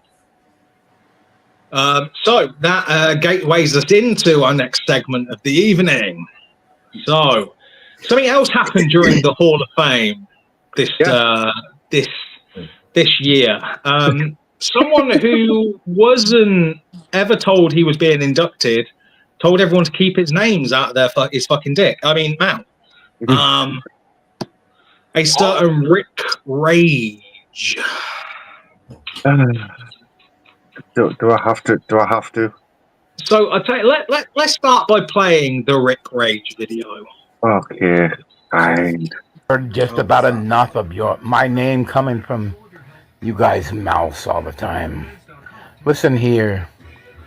Don't you know that false statements can get you in trouble? That's right. It's me, Rick Rage, here on this page. And I've been kind of watching off and on. Now, I know I don't deserve to be in the Hall of Fame. I know that myself. So I'm going to come out here and tell you right now, just keep my name out of your guys' mouths. Now, I know, Bubba Boudreaux, you want me to be in the Hall of Fame here. But you know something? What have I did? I've been in EFed wrestling about almost 10 years now. And quite frankly, I just am here to have fun. Now, whether I'm in the Hall of Fame, whether I'm not, it's not going to matter to me. So please, keep my name out of your mouths. That's all I ask. I've been watching the show, by the way, and congratulations to everybody who's gotten into the Hall of Fame so far. That's all I've got to say. I'm out of here. Take care. Was that really Rick Rage, or was that Robbie Cutthroat in disguise? Yes. I've never seen the two in the same room, personally. So funny story about Rick Rage. Okay. All stories about Rick Rage are funny. Did he send him and a Ronnie. dick pic too? No, him and Ronnie went to a fucking football game together. What? And Ronnie had the mask on the whole time, except with certain parts. And Rick Rage took a picture of Ronnie Daw's mask recently, and he's holding on to it. So you're telling me I need to now befriend Rick Rage? Yes. For fuck's sake. Yep. Right, there's one more Hall of Fame induction tonight. No. No, Brandon, I'm in. We just put you in, dummy. God. Not that. Okay, so just for more context, I decided to give you a vocal on a little segment in EWN that's been going since ENRR days. For over 8 years, we've had something called Breaking Kayfabe News. Now, allow me to elaborate on what Breaking Kayfabe News is. It's made up stories. It's not fake, it's just predetermined. That is literally what breaking kayfabe means. But sometimes you put a breaking kayfabe up and people think you're being deadly serious. Hence, Rick Rage threatening me, saying false allegations are a serious crime. False allegations. So, Dan, please show everyone how it happened. Rage's riots looming. Threats from local French terrorist group Boudreaux stated earlier this week that if Rage isn't in the Hall of Fame, we riot. As the Hall of Fame closes in on its automatic inductions, there is no sign of the notorious sexual deviant, Rick Rage. Rick's cock has been synonymous with the EFed culture, and questions have been asked, where is its Hall of Fame? We caught up with the EWN founder Vin Vine, who had this to say. Fuck off, you fat cunt. Questions are still being asked. If Rage isn't inducted, who is next to be exploited in Rage's terrorist actions? Rage then came out live to tell everyone why he will not be accepting a Hall of Fame induction this year, followed by this breaking kayfabe news. Rage's ruckus rumbled. Rick Rage came out last night to induct himself into the 2025 Hall of Fame during the press release show hosted by Matt Minnick and Rain Carter. The two were discussing the announcement of Heather Johnson inducted into the 2025 Hall of Fame. They were abruptly stopped as a sudden ruckus could be heard from the crowd. And enraged, Rick Rage was pushing himself through the crowd and could be heard screaming, "Keep my dick names out of your fucking mouths." As Rage got to the stage, he went to slap Minnick, and his hand was caught by Carter, who's backhanded him off the stage, where he was met by a super kick by Lenore Len. The crowd went wild, chanting Lenore all night long. Well done, Lenore. I just lost more brain cells. I've got to ask. The worst part was he came out after the first breaking kayfabe news, thinking that I'd made false allegations about him.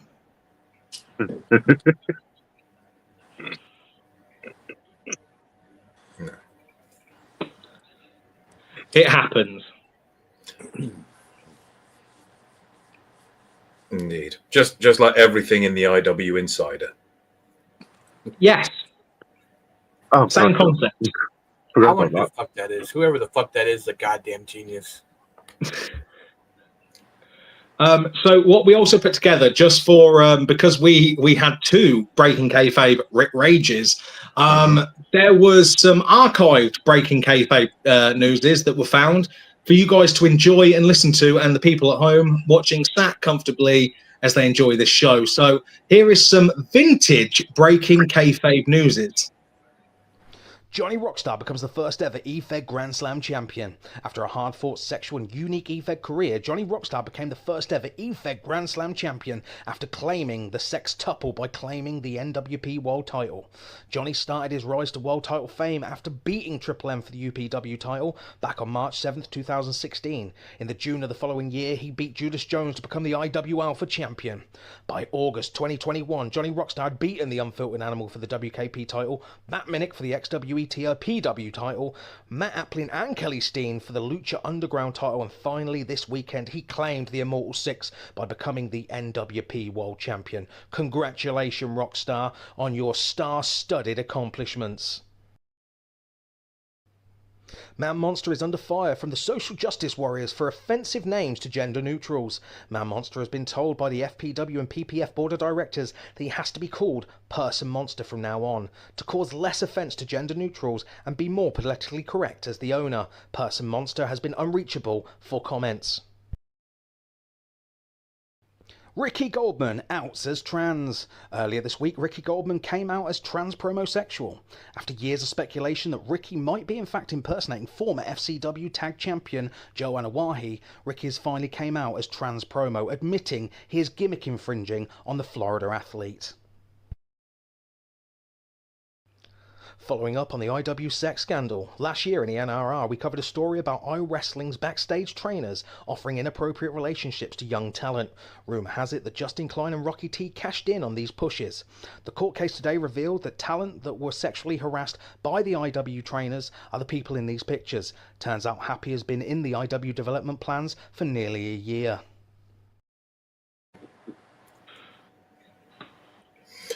I've just remembered something. What the TOPW Championship in XWE? What does that stand for? Oh fuck! The TOPW was its own EFed at one point, run by Jason Sanders. I can't remember what it stood for.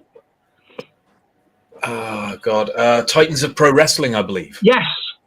Because I remember holding that championship. Couldn't remember what it was, because I knew I held a belt in XWE. And once I saw that, I went, that's the fucking one. So there's a fun story behind that Johnny Rockstar breaking kayfabe news becoming the first ever Grand Slam champion. So NWP decided in their great wisdom to put Johnny Rockstar against the World Heavyweight Champion in a comp setting. The World Heavyweight Champion then no-showed.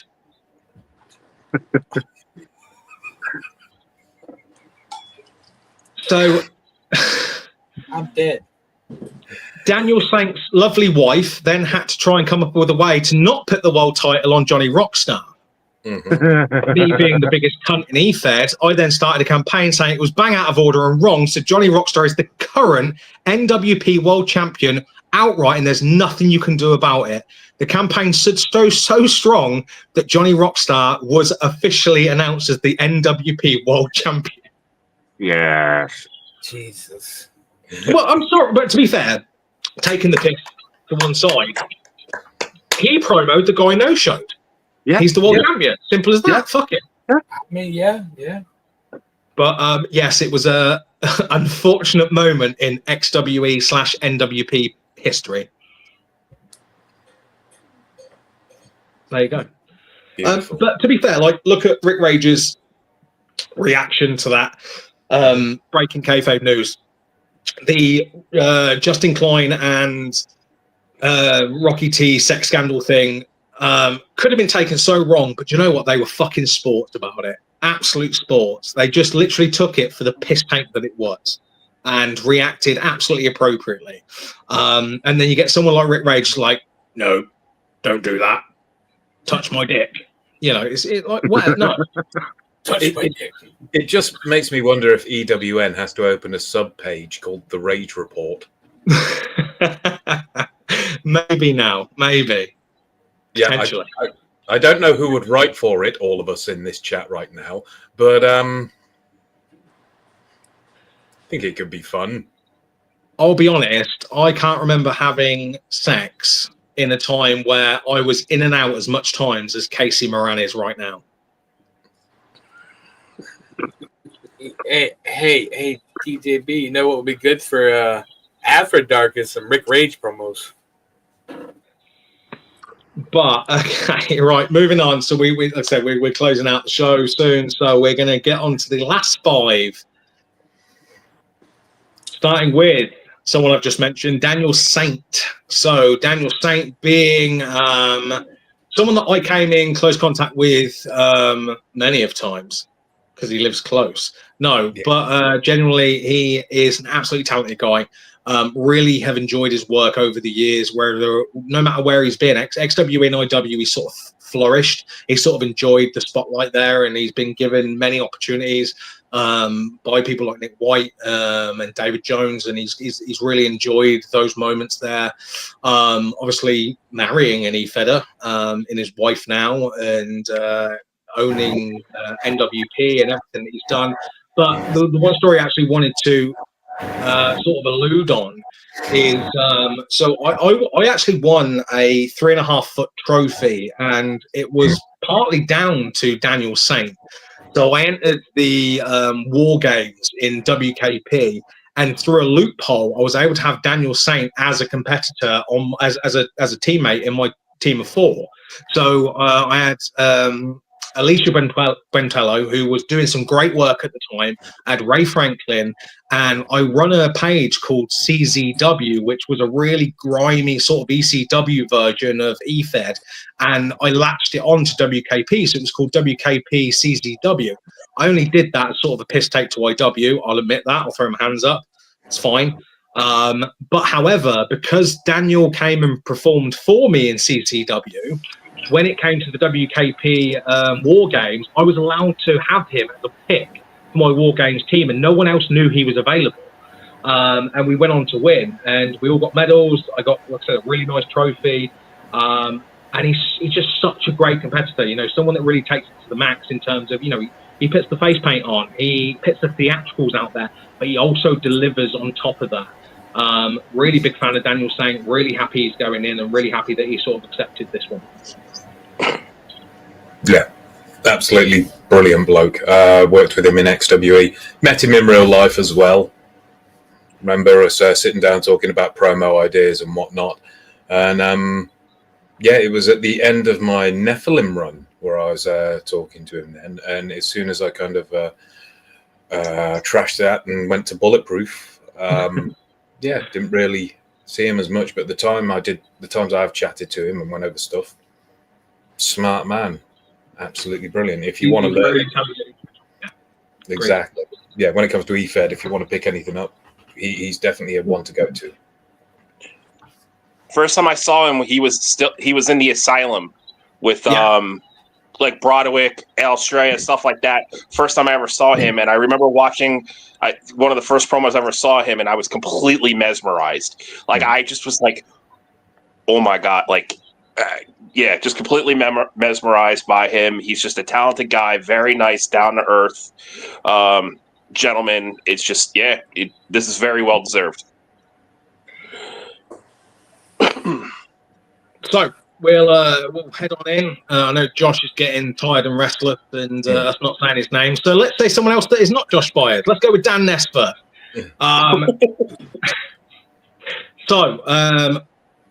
I'm going to let someone else start before I do my bit, because I feel like I keep starting. So, Matty.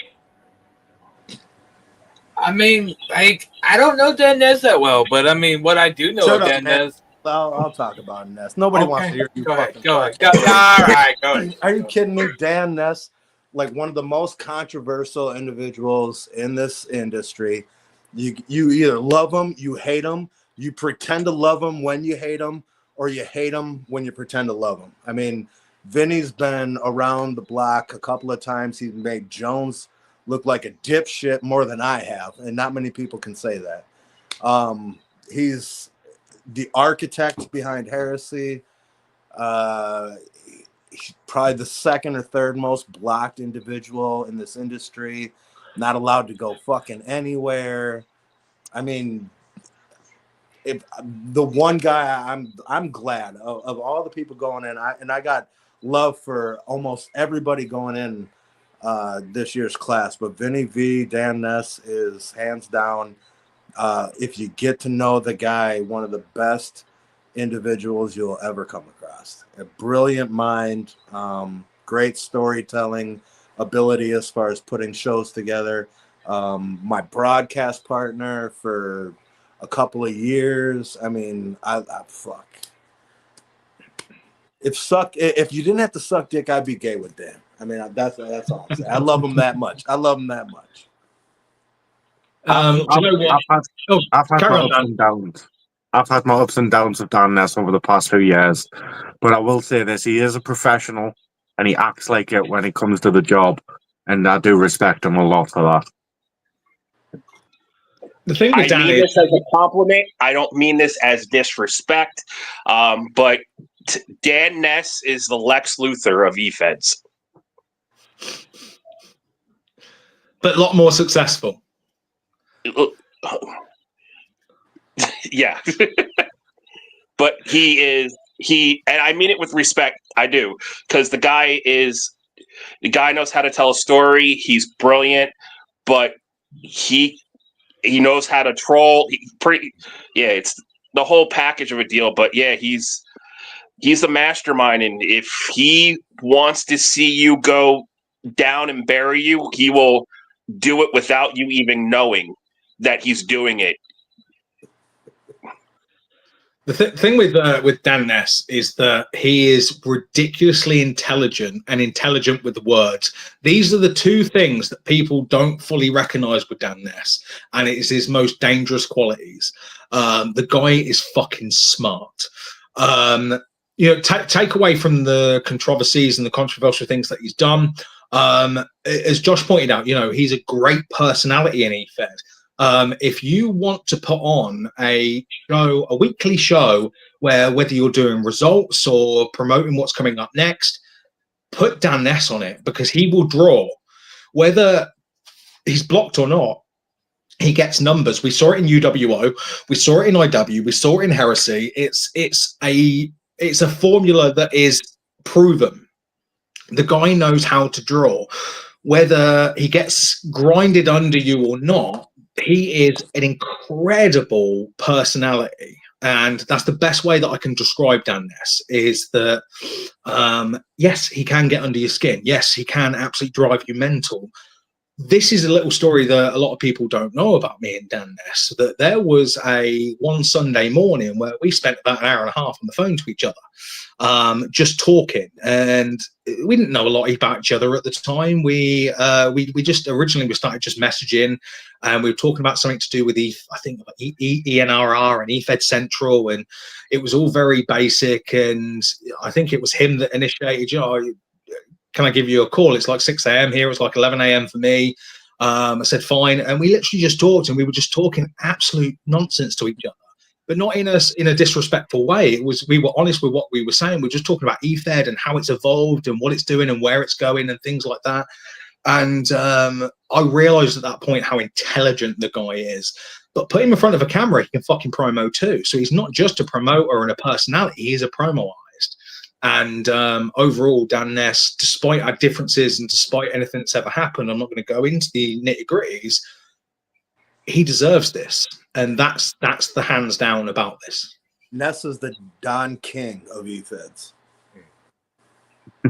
Respectable.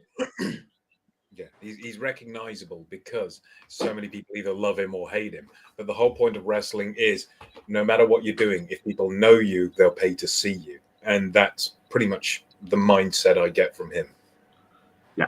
But they know he's going to put on a performance if he's in front of a camera. Yeah. Simple as that. Exactly. So moving away from Mr. Ness, well deserved, definitely long overdue. We are with the Bong Daddy himself. We are with Mr. Byers, Mr. Heresy, the down player of anything that is EFed, the man himself, the promoter, the artist, the whatever you want to call him. You know, call him a cunt, call him a great individual, whichever one you want to go with, whichever end of the spectrum. He is Josh Byers.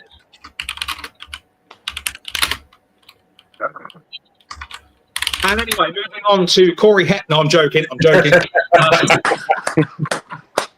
I mean, what can you say about Josh? You love him or you hate him. The guy's an asshole. He'll tell you to your face. He don't give a fuck. He's done some of the most controversial shit in this game. You know what I'm saying? I'll never forget when he fucking called the cops.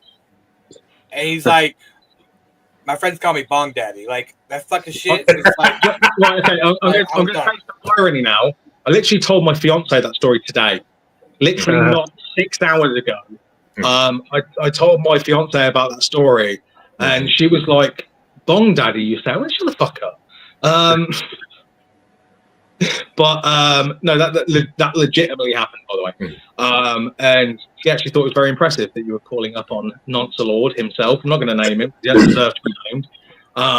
But yeah, I've worked with Josh a lot over the last fucking 5 years.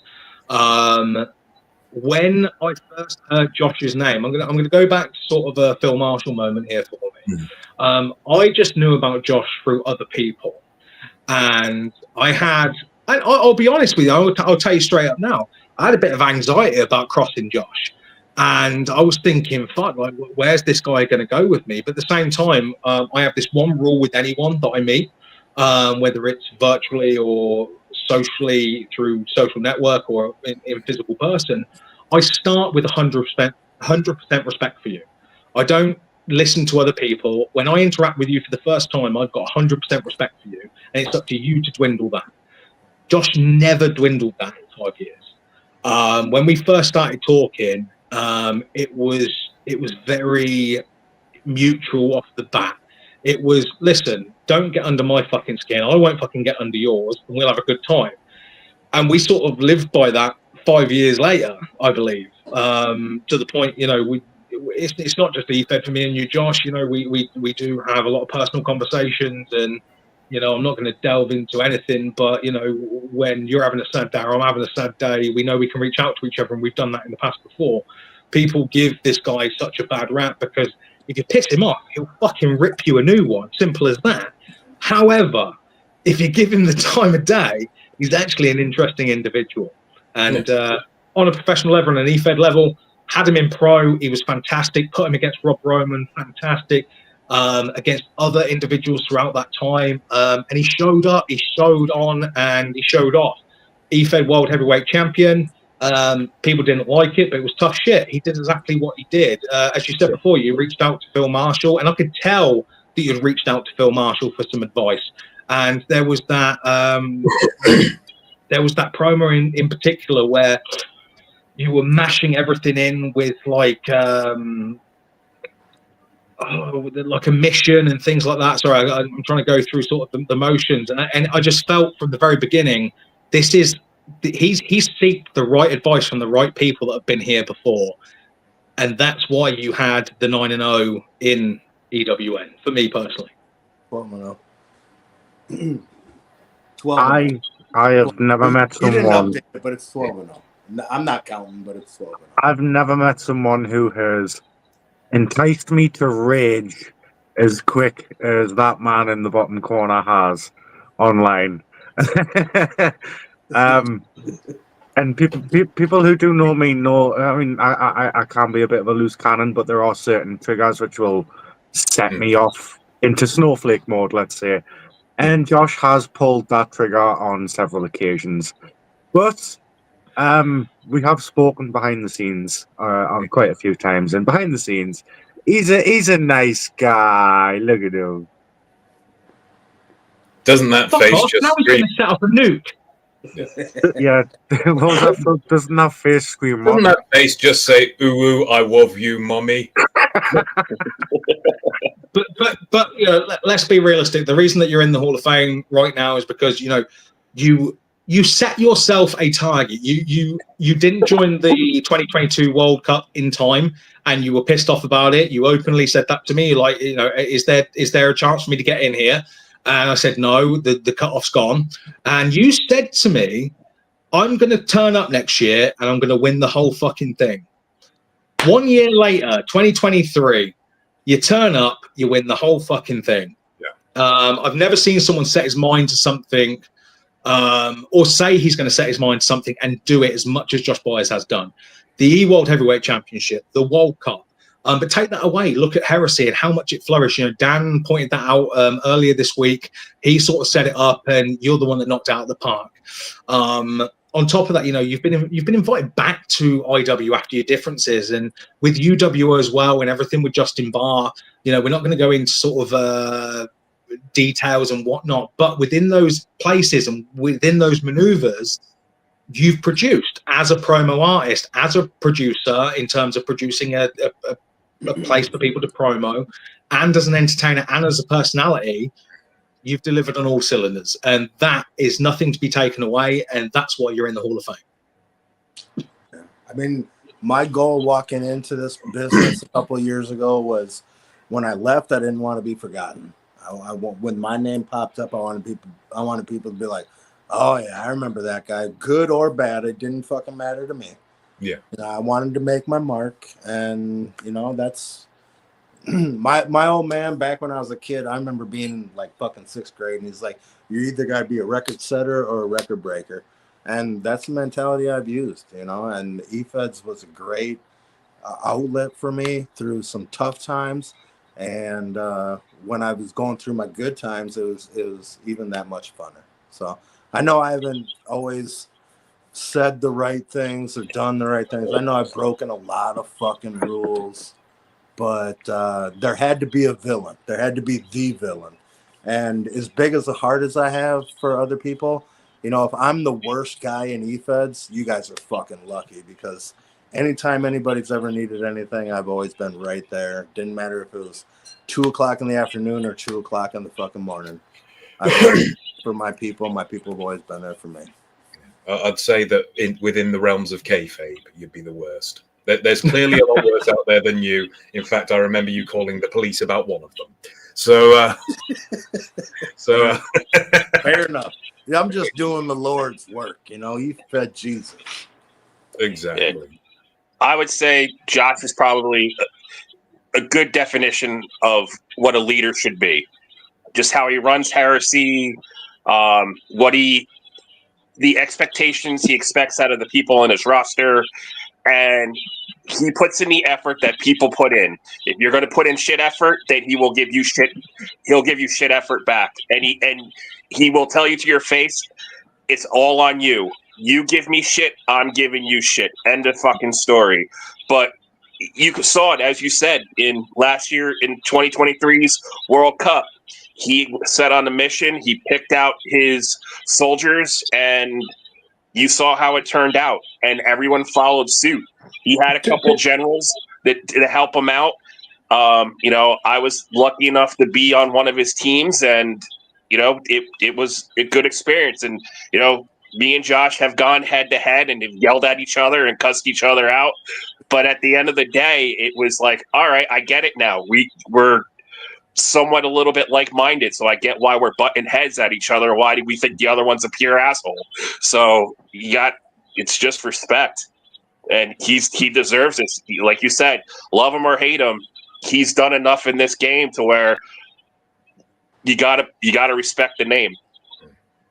And to be fair, Casey, one thing I've been wanting to say to you prior to you started talking, during that World Cup, you had probably what everyone will consider one of those upsets. I think that was the 2022 one. I had the upset where I came out and I beat Happy, and no one thought I was going to do it. Everyone thought, oh, this is an easy win for Happy, and I came out and beat him. That was the year that me and Phil were the only two guys that actually got wins and went the farthest for FTW. We were the only two guys that actually did great for FTW. And we were team 2. We were put in the second team 2. The A team. We were in the B team. And everyone on the A team was wiped out. And me and him went in there against 2 XWE guys. We stopped XWE getting the Grand Slam win. They couldn't get the #1 contendership thanks to us. And the point of that is that you Casey, you've stepped up a lot. I've seen new styles from you in the last 3 years that I didn't know if I was ever going to see. A grittier side from you, a more intense, a more personal side from you. And I do believe that was influence from the man sat at the opposite corner to me. It was. I remember you going, you're hanging around Josh Byers too much. For one promo I cut, you're like, you're hanging around Josh too much. And it wasn't a bad thing, It wasn't a bad thing. So, no, I took it as a compliment, and I know Josh probably took it as a compliment, but yeah, it was like I was done being the nice guy, and always, I was like, all right, I'm just gonna let them have what asshole Casey looks like, and no one could take what asshole Casey was, and I was like, this is interesting. So we'll move on to the next, which is Corey Heck. I wasn't lying about that. Sorry, Phil, carry on. Yeah, I was just going to say, on this note, I'm heading out, but it's been a great show, definitely. I did want to stay for the Buyers one, and I'm just exhausted and need to head off. So I will not be able to contribute anything of relevance at this point on. I can see the next two people and probably not. So you have a nice evening and go to sleep. I actually got to head out myself. I got some things I got to do. But thank you for having me on. It was a pleasure. And I will talk to all you gentlemen probably sometime in the near future about something. All right. Indeed. We will. All right. Talk to you all later. Thanks. Godspeed. See you later, guys. Meth. Fuck off. However, as we lose those two, I can tell you right now, we have just been joined by Hall of Famer Shady Sean McKenzie. What's up? Fabulous. I mean, I had to come in and say a few words about Byers, you know what I'm saying, before, that shit was done. I can't let it in like that, man. Let me fucking get to Corey Heck, for fuck's sake. I've been trying for 2 hours. Fuck Corey Heck, man. I mean, come on, dude, for real. Go on. All right. Like, okay, look, Byers has done something in the industry that only a few of us have done and really conveyed a villain character across the screen to the points where people actually hate the motherfucker. Okay. Now, a lot of people didn't see that in the very beginning, but I was one of them. And he was one of those guys that seen me. I hadn't competed in this shit in years. Okay. And Byers came in, we're going to do this, we're going to do that. And it's like, all those things happen. Byers has done a lot of things to change and revolutionize this side of the bubble of the EFed industry. And for anyone to ignore that, man, they can go fuck themselves. Ain't that right? Yeah. You got it, brother. You can talk about fucking Corey Heck now. Goddamn. Fantastic. So, right, yes, moving on to Corey Heck. Yes, I'm going to start with a bit of a fun story. I got one with Corey. So the first ever time that I met Corey was unfortunately through the death of Raven. God rest her soul. She's in the legacy side of the Hall of Fame. She has been for a few years now. But there was a tournament for Raven's legacy and got all the way to the quarterfinals where I met a Corey Heck. Never heard of him before. He messaged me prior to the battle saying, I'm probably not going to make it. I'm really ill, not going to do the promo. So I said, okay, fair enough. I won't show. And he went, no, show. You know, they like that here because it was a new place I'd never been before. And I said, oh, yeah, fine. So I'll do a short little promo. So I cut my literally just half-assed 2-minute promo. I'm the unfiltered animal, decimation, desolation, whatever. Cunt appears and shows up, and I was like, what?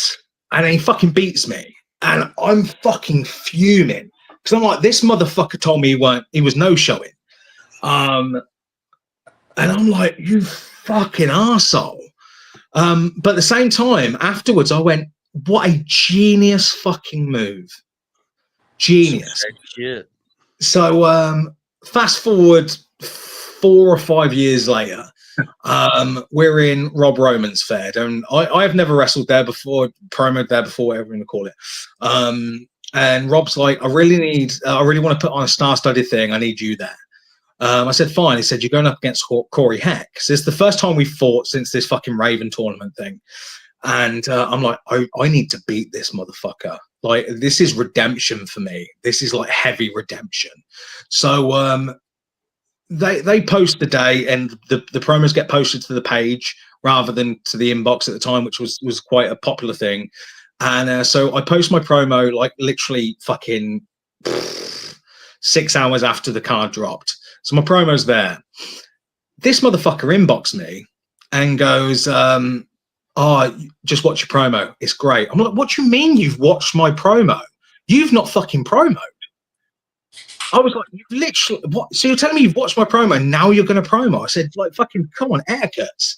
And then I realized what he was doing. And I went, do you know what? I'm going to double card this motherfucker. So I went to him. Wow, you know, you might. I was, to be fair, I was doing it on purpose, and I told, I think, Lee Jones, Eli Black at the time, what I was doing. I said, I'm going to make this guy feel so guilty. He's going to post a shit promo, and I did, and I got right in his head, and I was going, no, what? This is fucking out. This is out of order. Like, why the fuck have you done this? You might as well just fucking hand yourself the victory now. And I got so far inside of his head, the promo he posted it slightly late. And he inboxed me going, I've just had so much anxiety about posting this promo, and I don't know if it's any good. And it wasn't any good, and I beat him. And I messaged him afterwards going, I did that on purpose, and that was a big fuck you to the redemption of 5 years ago. But with that being said, Corey is a fucking hell of a competitor. Yeah. Great EFed, great storyteller. We've talked about storytellers tonight already, but fuck, this guy can tell a story, and he can rip open the narrative of most people, and he can portray it in such a great way. He's artistic, he's creative, he's everything. Corey is all of those things, and this is a well-deserved one. He's one of the few people who cut portrait promos, and I do not complain whatsoever. And as for the creative stuff you were talking about, I don't know if anyone remembers, in OEW he won a belt, and he brought the belt to life, and he called it, I think it was Frederick, but it had a British accent. It sounded more British than Iron Bison, but that just shows the creativity that Corey had, and he just made it up just like that. I came across his path in NEW as well, because we worked very closely over there with Rob. He's an absolute, he can be an animal when it comes to vocalizing in a promo. Editing wise, obviously, he doesn't do these fancy edits. He doesn't need to, really. He can tell the story. Corey's a cool guy, and he can judge well. To be fair, I'll give you that. I think Corey was in the top 5 voted best judges of all time. As far as my respect for Corey, very few people know this. Grant, I know you remember probably. Who's Grant? I'll jog your memory. Going up against Rob Roman, I don't know, a year, 2 years ago, whatever the fuck it was at this point. I was not like ready to promo against Rob. And I reached out to Corey Heck, and I asked him if he'd take my spot. So that's the amount of respect I got for Corey and what he's capable of. Grant said no, fucking asshole. Made me go out there and beat Rob on my own. What a turntable moment that was. But I mean, that's Corey's great. I had him come into Heresy to do part of a storyline, a year-long storyline that we had going with Zelzabar. A great person to work with. I call him Pops as far as the EFed family goes. So, you know, I'm honored to go in this year, not only with Lane, who I call Junior, but with Corey, who I call Pops. I wouldn't have had it any other way. This is very, maybe not to everybody else, but to me, this is a very special class. Yeah, it's great class, and Corey is definitely on his spot. And as we move into our final of the inductees this year, Eli Black, aka the Iron Bison, the Ironborn Storm of YouTube. He's enjoying his YouTube time, and to be fair, he's getting fucking more likes than I ever expected him to. Who would have thought? Played the fucking Xbox, man. Oh my fucking god.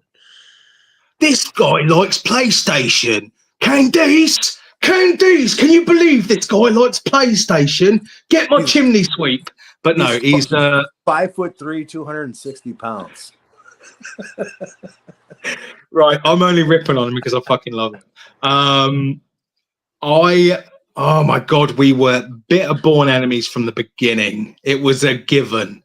I literally the first ever promo of him I saw was actually because of he's been mentioned a couple of times throughout tonight because he was in the voting poll and part of the Breaking Kayfabe Newsman Monster of all people actually reached out to me and goes, Grant, there's this guy that's copying you. And I was like, what? And he's like, this guy's like fucking, oh my god, he must have watched a few of your promos, man. He's fucking like doing everything you do. And so he shares this link, and I go into this link and get accepted to the page, and I see it. And I was like, this guy's never seen me. I've never seen him. And to be fair, the thing for me was like, we're nothing alike. If you actually watch our promos, we're fuck all alike. But we had a great long feud, and you know, fair dues to him. You know, he ran a successful comp EFed. He ran it the way that he wanted to. Didn't go as long as probably it should have done. But the premise of what he was trying to achieve was fantastic. A lot of places couldn't handle him. He ended up winning the WKP King of the Ring, which was an offstead of where he was really going to go. EFed World Champion as well. Although in the EFed World Cup is where he actually fell short. He actually had a lot of discomfort in the World Cup, and I think that gave him the true awakening to push himself to where he needed to be. He went up against a guy called Archangel, who he thought he had in the bag. Lost, didn't accept the loss, asked me 4 times for my critique. I gave him the critique 4 times exactly the same. He's a stubborn little fuck, and still goes, well, I understand what you said, and I appreciate what you said, but I don't fucking agree with you. And I'm like, well, don't fucking agree. That's fine. Unfortunately for him, he then took that bitterness into a match with Nick Harrison. So we actually did once upon a time have the Iron Bison versus Nick Harrison. Unfortunately, Iron Bison was the one that squandered that opportunity, and he came out and used it as a way to take the piss out of me for giving him a loss in a promo. And he later regretted that. He admitted that on an interview that he had the opportunity to face someone as great as Nick Harrison, and he squandered it. But what he did after that was incredible. He did prove that he is a comp giant. He's a stubborn fuck, and I can't say that many times over. Once he's got in his head he's going to beat you, he'll find a fucking way to beat you. Unfortunately, he just doesn't have that ability over me. Just saying, you know, 3-2, love you. But you know, he's a hard man to beat. And he's earned the right to be in this Hall of Fame. I like to think as well that the years of doing this and speaking in front of the camera, gaining that certain way of speaking in front of a camera, it's helped with what he's doing now massively. And he's making money off it. He's making money off of doing this on YouTube now. And you know what? Good on him. He's live every other night. He has people paying him to be members on his YouTube. He's got people gifting him fucking cameras and games. I think this might be his thing. I'm going to gift him something right now, though, that people don't want me to tell him. So I know a certain Iron Bison has just entered a 30-man comp Royal Rumble in the Monster Rumble. What he doesn't know is there's a surprise entrance. Sucked by Trey. He is, but there is also a surprise entrance in the Monster Rumble by the name of the Unfiltered Animal. Yeah, well, tell fucking Who's Trey that? to shoot me a fucking entry too, because I'll tell you what, the only thing that ever broke my heart about Iron Bison is when he dropped that fucking title when I was chasing him. That Bison's always been my number one. Him, number one, #1 for me has always been Bison. #1B is Dylan. But I mean, I wanted fucking Bison. I wanted Bison. Bison beat Dylan, so of course you want Bison first. You know, that makes sense. Man, fucking monster, fucking Rumble, whatever. Unfortunately, the promo's already sent and locked in, and of course, whatever. But anyway, he's earned his spot. A lot of great things. But to close this out now, we've gone a little bit over than I thought we were going to. The last two things I want to talk about before we close this off. Firstly, I want to actually say thank you to everyone that's joined me here tonight. Casey and Phil, appreciate the time that they spent here and the input they've given. Josh, spot on, mate. Honestly, appreciate everything that you've inputted. And appreciate the faces you've pulled in the times that you didn't want to talk about those things. Great shit. Mad T, appreciate you being here. Honestly, your input has been fantastic, and it's nice to have you. But you know, you could have spoke a bit more, mate. You know what I'm saying? Yeah, I forgot I was here. What? Yeah, my bad. I got stupid high. No, you're high. Yeah. I might as well have fucking invited you and Robbie Cutthroat on here, and nothing would have been said. It'd have been fantastic. No, Cutthroat would have said the N-word. I don't like to interrupt people. My bad. I was gonna say about Bison. What I was gonna say about Bison though is like I remember with Bison versus Dylan Mason and that 12-minute fucking video that Bison just went like no pause, this fucking thing. That to me, like people say I didn't watch that whole promo. Fuck that. I watched. What are you talking about? He didn't pause. He switched fucking gimmicks like halfway through the promo. Okay. Yeah. Full time. Okay. Come on. My bad. All right. Okay. How high? Yes. Yes. My bad. Just but Bison. Fuck yeah. I still want to match with you bitch. Bison asked me my critique on that. I said, you know what? I go, honestly, I mean, he beat Dylan and all, so it's all good. But I was like, you know, I don't know. Like, I guess I would have like hyped into the character and then came out in the promo as like, I don't know, Demon Bison or whatever the fuck he was doing. Yeah. But yeah, as I said, I want to close out by saying thank you to everyone's been here. Even you, Eric, you've sort of just piped in and gone, Josh Byers is fucking awesome. Oh. Yeah, flex, rub, what? Touch, what? SME. But yeah. But regardless, we're going to close out by talking about two people that unfortunately can't be here to accept their Hall of Fame spots, and that is B.A. Vessel, Keith Kerr, and someone that, you know, I will speak very deeply about this. Paul Jones was a personal friend of mine. The Outlaw was a tough one to swallow. And, you know, we talked about it a little bit throughout the night with Pro, where we took on a load of different people and a lot of people that we didn't expect to sort of put together. And it was a very niche sort of compound. And, you know, you had people like Paul Jones, like Josh Byers, Rob Roman, Nick White. You even had fucking, I should remember his name. Everybody but Crowley. Everybody but Crowley. Oh, he was so pissed off. So pissed off.